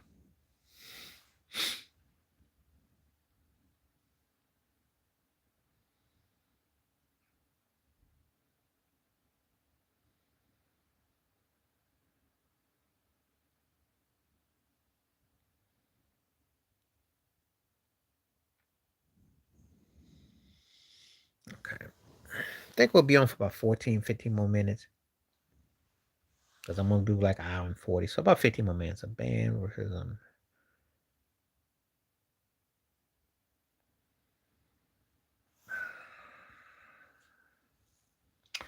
This Is How We Do It is more iconic. Now I like No Diggity probably better, but This Is How We Do It is more iconic. It they about came the same time, but Montel Jordan got a song that it's just a notch above Blackstreet. I like No Diggity because it had a lot going for it, and of course with the video. But Montel, mm, he hit it. He got a song that you know what. 30 years later, you can play that right now, and No Diggity will get a lot of attention. But This Is How We Do It. It's bigger.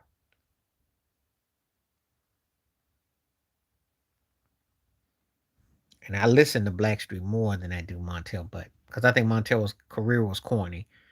Prayers and thoughts with him knows he's battling prostate cancer, and I do want to wish the cat respect. And he had a little bit of a career, but they do. But Montel's "This Is How We Do It" was used by tax companies. I didn't heard it used by different sources. And to mention the fact that he took it from Slick Rick, you know, and then flipped it. So he took a hip hop song and then made it into an R&B song, and that got into a whole nother culture. So I gotta say he's got the edge.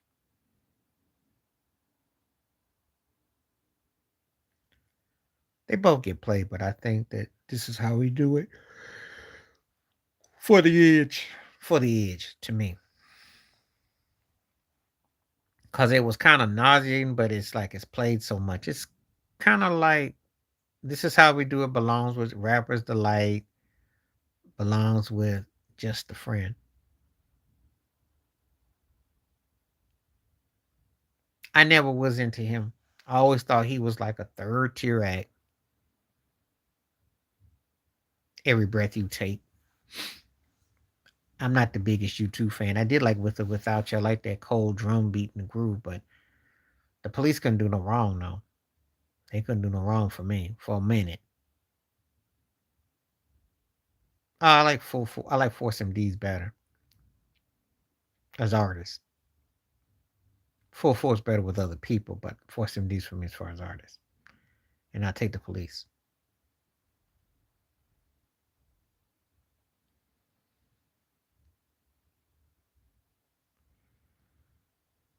Uh, Gaga. Gaga on that one.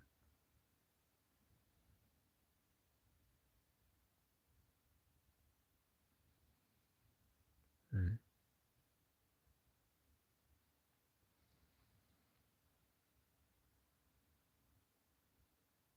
Yeah, I don't think it's hard for me.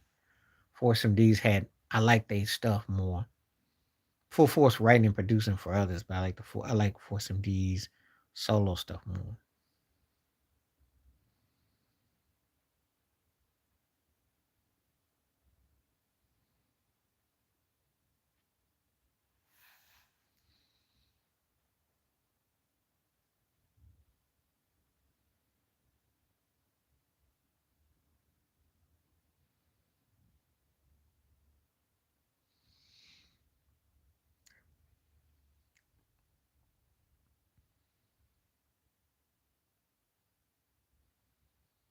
36 Chambers.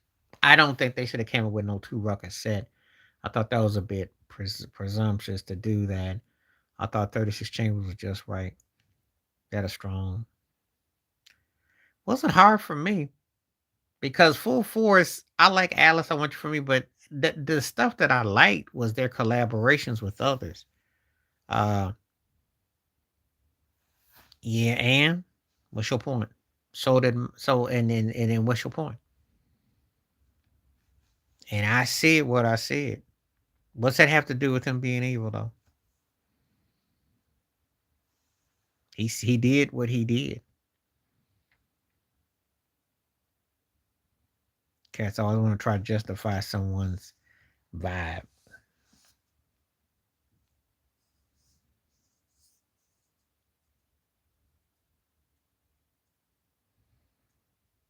So yeah, but I think the Wu Tang was being a bit much with that though.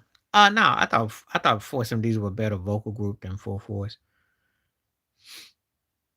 I just like Full Force better writing for other people. They had a couple songs I like, Ain't My Type of Hype, and I like Alice, but I wasn't really.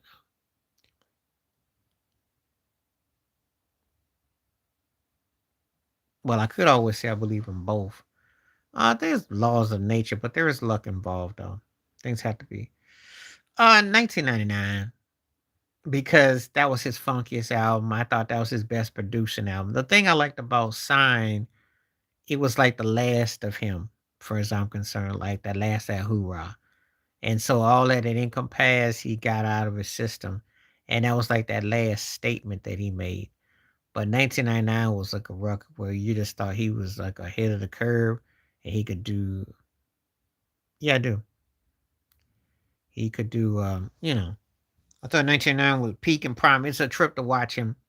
Now, Sign, he's more polished and better as a live performer. And I think the showmanship was deeper. And I think he was on the other side of where he was. And I think that hype was there and there was things to look for. I think that the outtakes were more compelling with Sign. But 1999 had that rawness. It was just like he just had a certain attitude, just like, yeah, I do. But the thing is this is the takes. Washington's got to figure out how to run that ball, no turnovers, don't be cute, and keep Jordan Love honest. Jordan Love got to figure out how to exploit them, hit that ball deep, and keep the pressure on them, and make Washington have to utilize their offense with quarterback, and they can't let them get comfortable. So,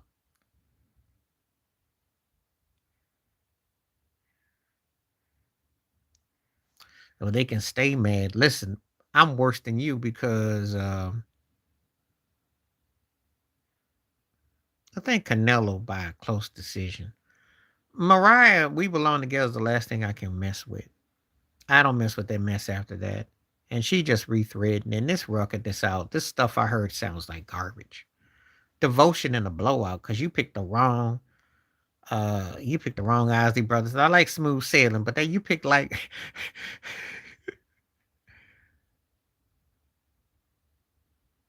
I told you that's why Kirk, like I said about what I said about Tupac. What did I say?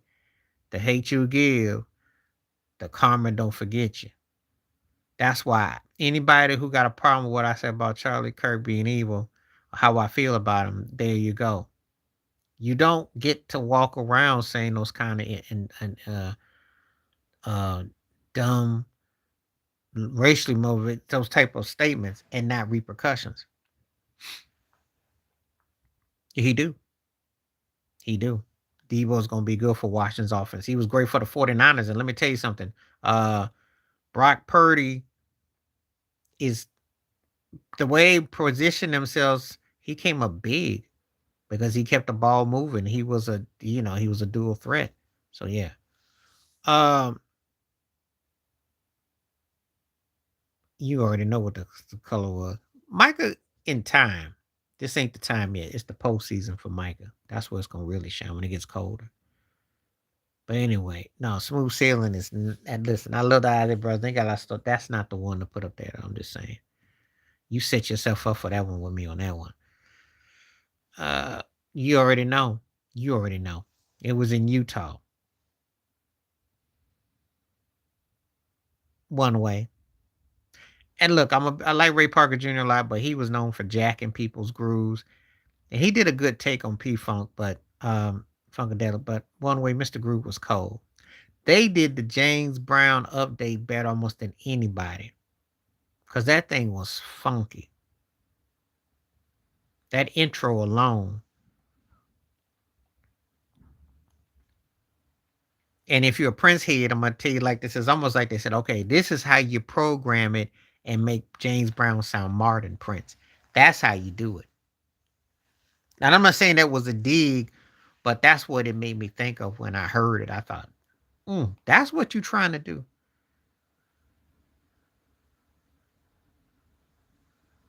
You talking about Daniel Jones? Because that's what you talking about Daniel Jones eating Dolphin secondary if you're talking about recent. I mean, Ray was good at definitely taking people's stuff. And for those who like the groove was tight, but One Way cooked on that. They did an old school and they modernized it. They flipped it. Hal Hudson and yeah, well, we're bad.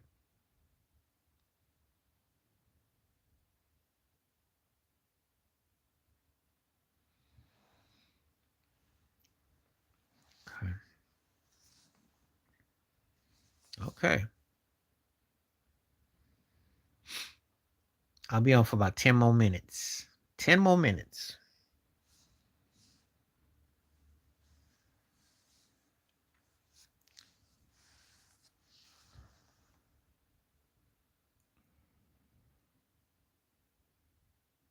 It don't really matter. Um, you know, if they're good enough to move up or what have you, they'll come out. I don't really pay that a lot of mind because we can't really just say who's really a better college football team for a lot of different reasons. We can guesstimate of who's going to stand out, whatnot, but I'm gonna go with nuance. Take a chance. If they can trade them, but what can they get for them? I bet, but before it's all said and done, they'll have 10 and they're making it. They turned into a tournament where it's like a church horseshoe, horse race convention. Everybody gonna get a participating trophy. That's what they're trying to do. If you see two clear cut teams, then you'll see two clear cut teams. If you don't, if they trade them, they got to trade them for some parts, and I don't know what they can get. They need a lot of help in Miami. If he was smart, he'd be begging to get back to Kansas City. That's what he would do.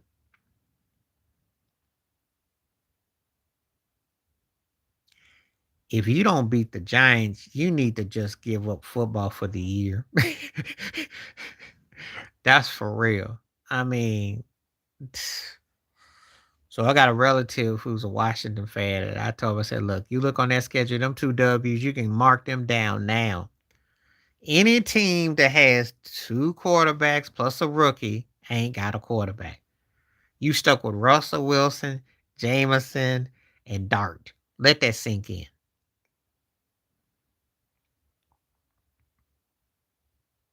Tender love.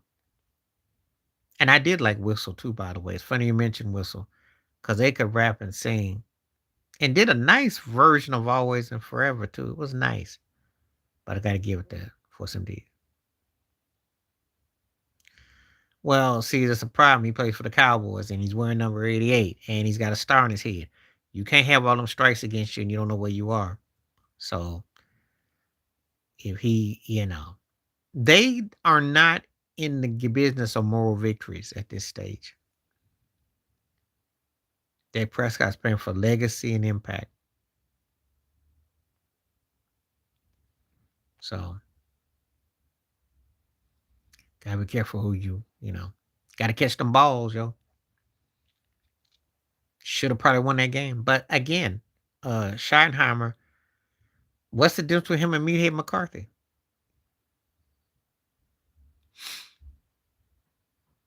Dak should have came back with the clap.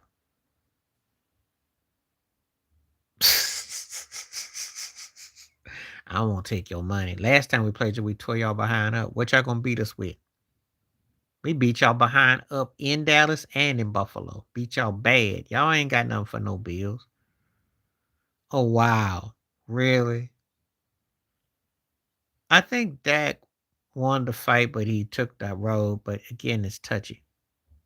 I ain't chilling about nothing. Y'all suck. Shoot. Y'all ain't nothing special. Y'all the third best team in that division. And you're better than the Giants, but think about how the Giants suck. Dak gets hurt, y'all cooked. Y'all defense is embarrassing. I'm gonna explode on you. So if you want to go, you can go. Because I'm gonna tell you something. You're stupid enough to let Micah Parsons go. And what happened? What happened? Jalen Hurt just tippy toed all with your no front. Got your butt toe up. No. No. Not at all.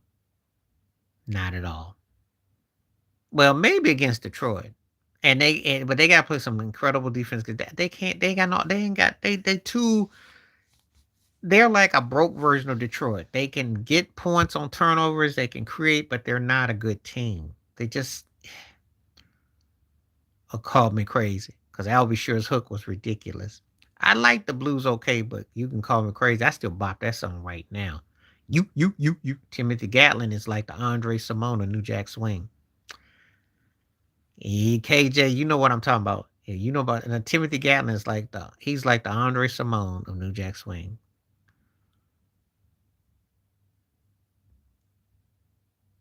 Because that's why Dallas is not effective.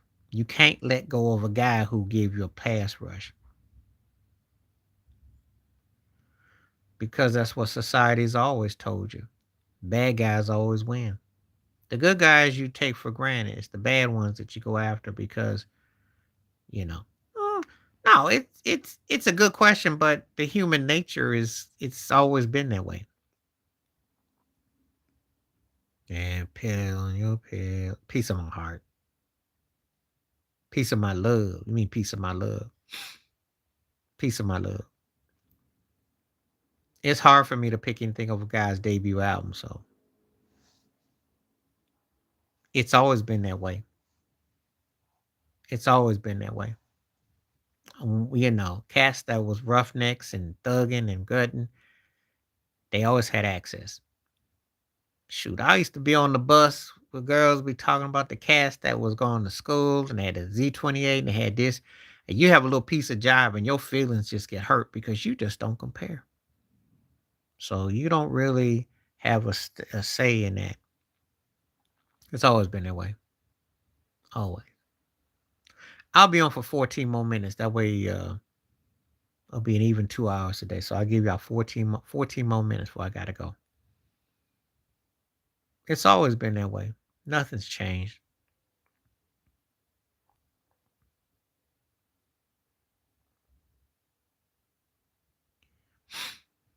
There ain't nothing new. Ain't nothing new. Mm-mm.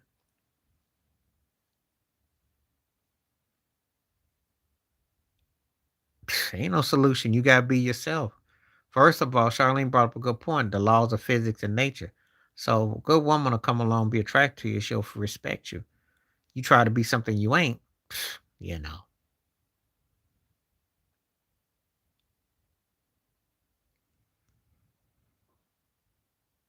I think that I'm gonna go with new choice. New choice. Um, it's always been about provocative content, but it takes artists to have vision. Yeah. But see, you gotta remember how the country was set up. It was always set up on the evils and the bad. What's happening, Tom? How you doing? You coming here the last for 12 minutes. I'm gonna be on here. So let's talk. The industry is always set up for something of agendas because it's the forbidden that always sells. They not caring about you like that. Good to have you on here, Tom. I'm like I said before, I'm gonna be home for about 12 more minutes. I've been on for almost 2 hours and I gotta roll in about 12 minutes. So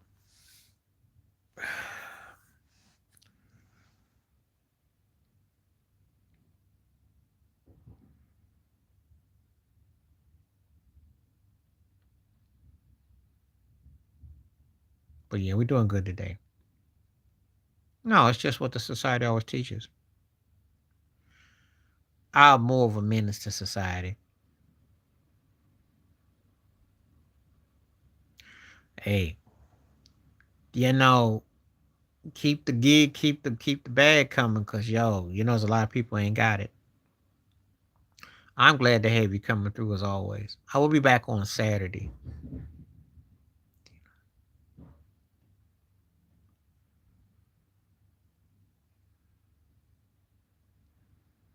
Well, because the industry pushes agenda. Take the Clash on that one.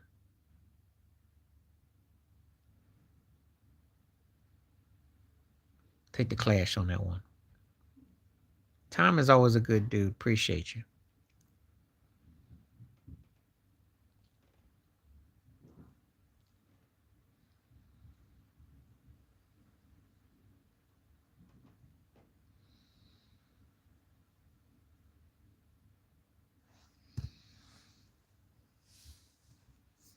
We actually gonna act like we're getting close to 50% for this is crazy.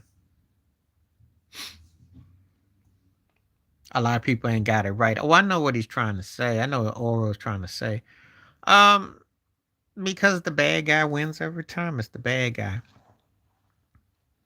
What's the mindset? Yeah,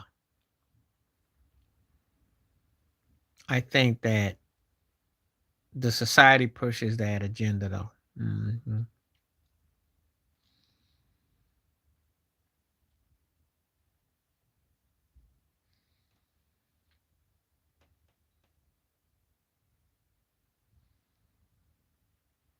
Yeah, I'll agree with that.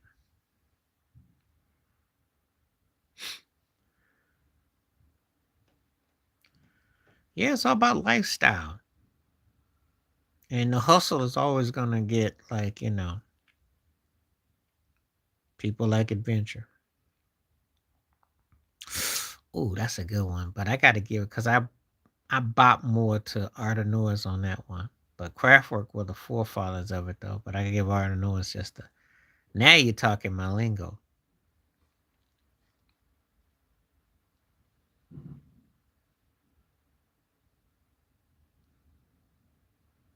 Because Justin Fields is seen as like a backup. He ain't gonna get no love. He's actually a decent quarterback. He ain't get no love.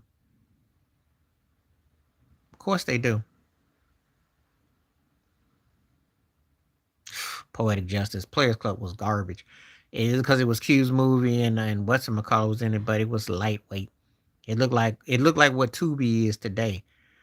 But fortunately, it had enough a vibe to kind of get through. But Poetic was better. But that ain't saying much because Poetic is But yeah,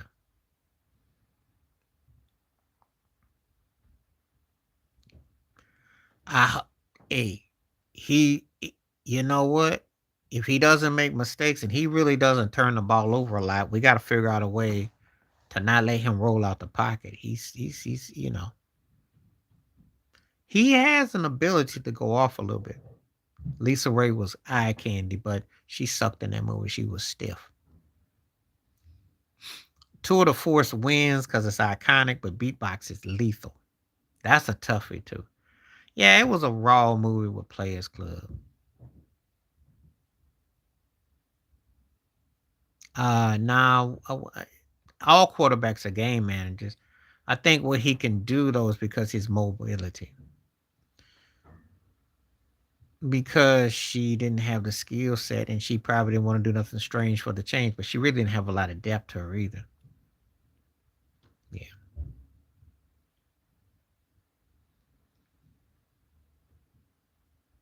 you know. It's one of those ones that said I like her, but she gives me sea level talent on a good day. Well, if that was the case, then what's her name that was in Low Down Dirty Shame would have had that too, and she and Lisa Ray were like ringers. I can't think of her name now. No, no. Jada is average. Jada had some hood roles. She played herself basically. Jada had any kind of skill set, they would have she would have had Halle Berry kind of run. Are you kidding? What she do after Menace and also um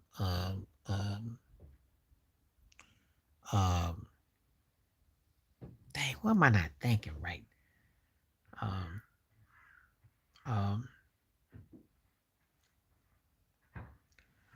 can't think of the movie she was in right now, but anyway, no. Megan Good. No, let's see levels.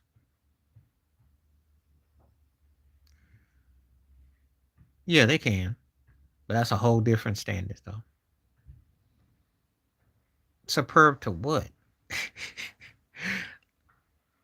Halle is like a B minus level actress.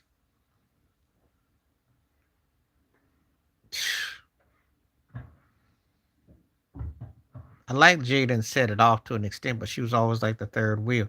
No, no, Jada, no. Angela Bassett's my standard. Art or Noise. I have. I saw a lot of them because Bap sucked, Boer sucked. Uh, uh, uh, oh God, I ain't like a lot of her movies. That one that she did with Wahlberg was corny. I saw that recently.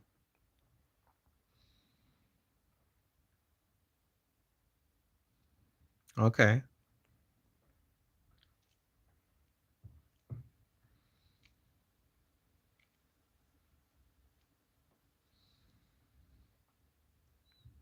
Appreciate time, the great real witches. Got 5 more minutes before I go. 5 more minutes. Because I've been on for almost 2 hours. No, she ain't seen no Angela Bassett. I'm just not really feeling it all.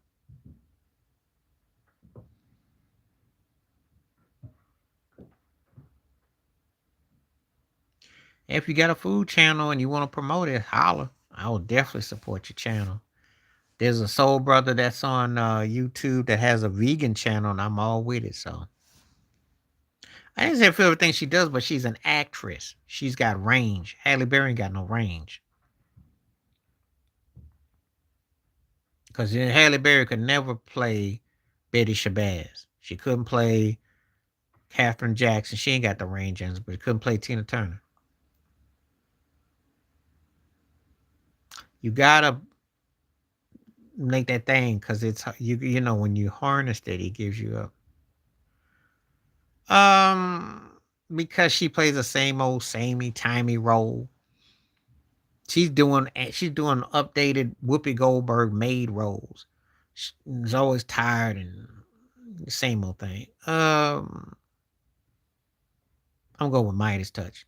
I like the stick for the groove, but at least the Coleman's keyboard playing is what I liked about it. Not so much the song. Midas Touch was catchier. The stick, I liked the synth work that Lisa Coleman did because I knew her left hand. I knew her tone. He's good. He's somewhere between Denzel and Wesley. He action and leading man, but he's not at the peak of neither one of them. It's strange to say this about him. He's got a leading man ability, but he ain't a leading man with a lady, etc. And he's got Wesley's action, but he ain't. He's cool, but it doesn't like. It always seems like it's in connection with some. So he's like in between. Julia, because Halle Berry, none of her movies really have hit me like that. The Pelican Brief when Julie worked with Denzel Washington. I've never liked Halle movies. I liked her in Jungle Fever. She played a crackhead. I'll give you that. Oh, Bruce Willis back then. Bruce Willis back in the day. Then she took off her shirt. That's all. That's how she ended up getting the Oscar. In case you don't know, and she started taking off her clothes. That's when they get. No.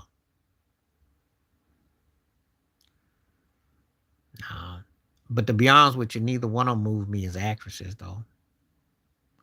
Now that you may thank you. Now that's what I'm talking about. Someone gets when we talking about acting. Chadwick was the closest thing to a Denzel.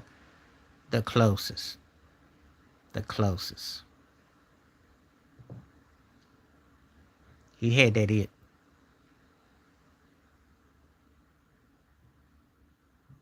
Yeah, Bruce was cool. But I'm not crazy about Julia Roberts. But she's done more iconic movies. No. I ain't sleep on him. I got asked about the question was prime Bruce Willis versus him. That's why I said Bruce. Bruce Willis was a leading man who was versatile back in the day. He was able to do different types. So that's what I'm going with. I ain't slept on nobody. I've been watching movies for so long, and ain't nobody that got forgotten. You know, nobody's forgotten. But I used to did like Bruce Willis though. I liked his old stuff. So okay, I got about 2 more minutes. Uh, Nicolas Cage, cause he had more range. Woody is a good actor, but Woody is like a character actor. But Nicolas showed a lot of range. He did Valley Boy movie. He didn't had, but I don't watch neither one of them like that. But I give Nick the Sage. Coolie High for me for personal reasons. I do like Uptown Saturday Night, and I do like Never Have So Few Been So Chosen. You get the hot pants with the hot legs. You had a lot of great talent in Uptown Saturday Night, but Coolie High just kind of struck a chord though.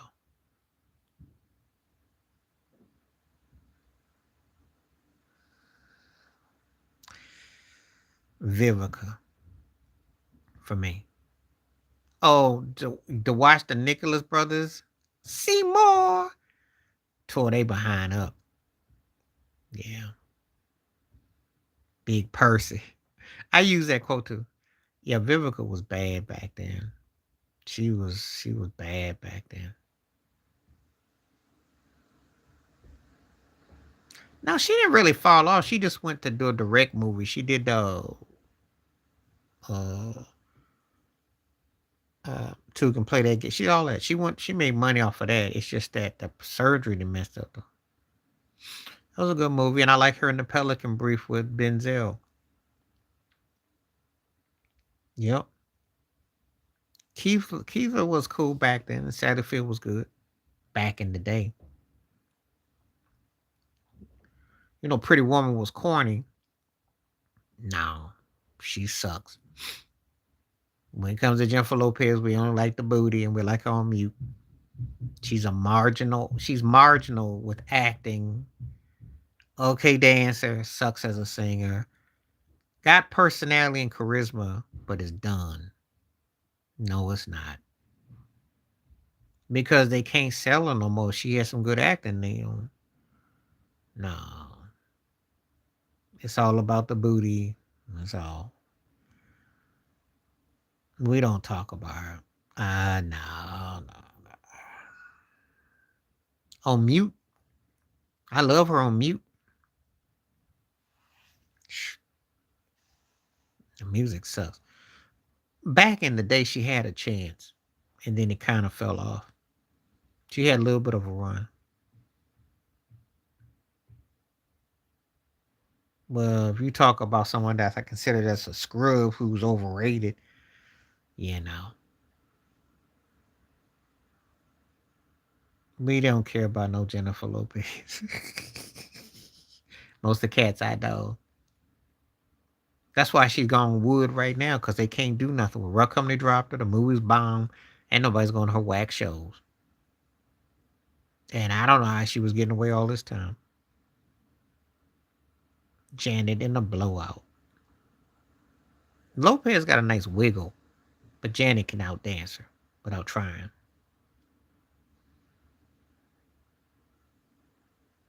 Think I did.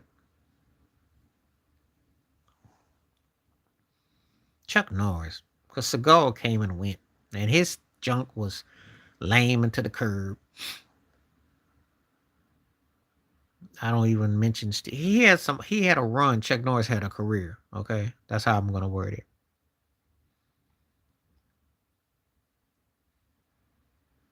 So you know how someone has a career as opposed to someone having a run. There you go.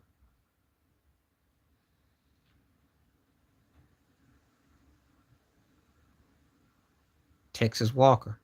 Yep, I watched that the rerun the other day. Thank you for coming on. Appreciate you. Well, I like the questions, and this is what I'm talking about. If y'all follow me on Facebook or Instagram and y'all come back, uh, Janet Jackson can dance. Oh, Sister Sledge.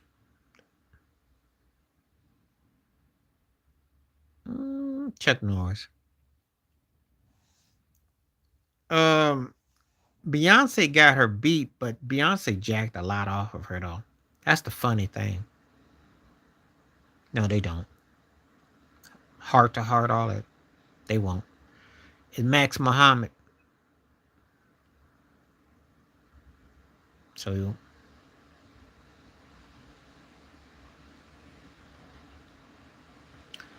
Beretta neither.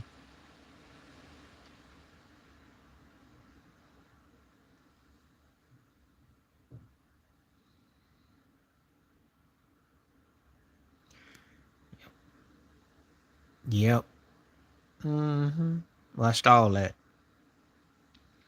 Benny Hill was my first. That was a funny show back in the day, and I loved it.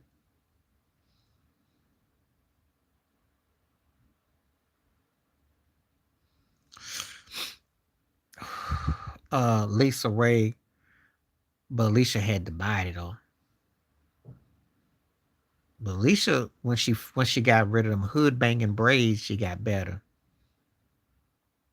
She dances better, but she got a lot off of her. Certain gyrations and definitely the clothing. Show did. I used to have buttered popcorn in the bag. Popcorn be burnt. Benny Hill was like education for us. Telephone Man. But I did like Pastor Dutcher though.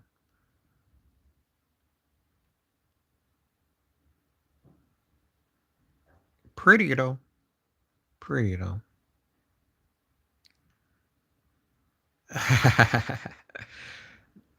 Not in this lifetime. And I feel bad for people growing up on that mess because they suck. I saw Sabrina Carpenter the other night. That was some hokey Britney Spears rejects. Oh, that mess was horrible. That mess was horrible. Horror and bull. Miley, I don't like her, but she's a smart hustler. She definitely keeps a hit. She knows how to keep a hit up. I'm bugging, but she's actually showed me just a bit more moves. But I'm not a fan of neither one of them as far as dancing, if you must know. I like the formations that Beyonce do, but I'm not a fan of neither one of them. So it's, you know, Jim Kelly for me.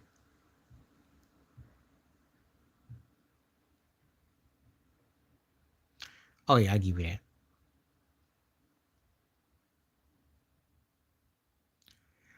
All right. Straighten It Out was a tight cut. Yeah, it was a tight cut. That was what we call grown folks down home music. Down home folk.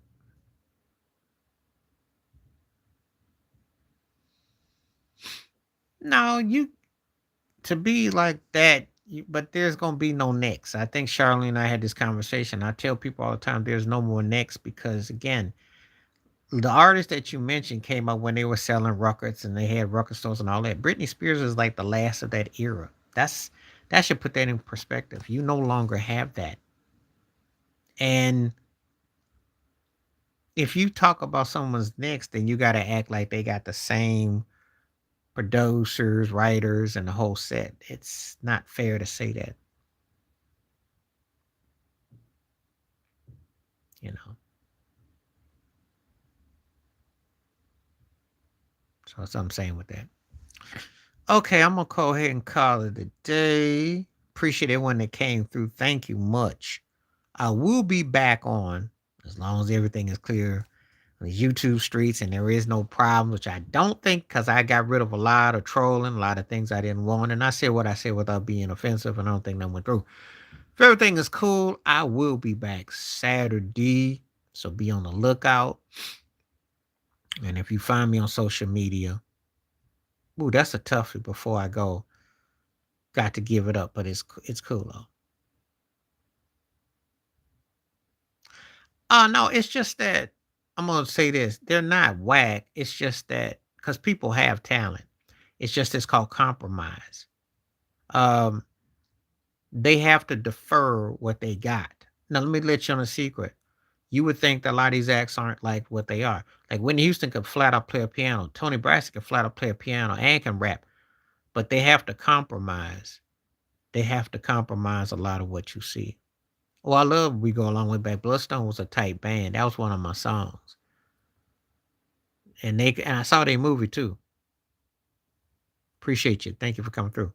So appreciate you coming through. So before I go, I'm just gonna say this. A lot of artists are talented what they have to do and what they're allowed to do is two different things. You'd be surprised at how many artists can play instruments, can do this, because they have to do stuff. Entertainment industry is like a requirement. There's a lot more talent, but what you allowed to do and what you get to do is two different things. So it's like they are talented, but they don't get to display everything. So it is a lot of hocus pocus in there.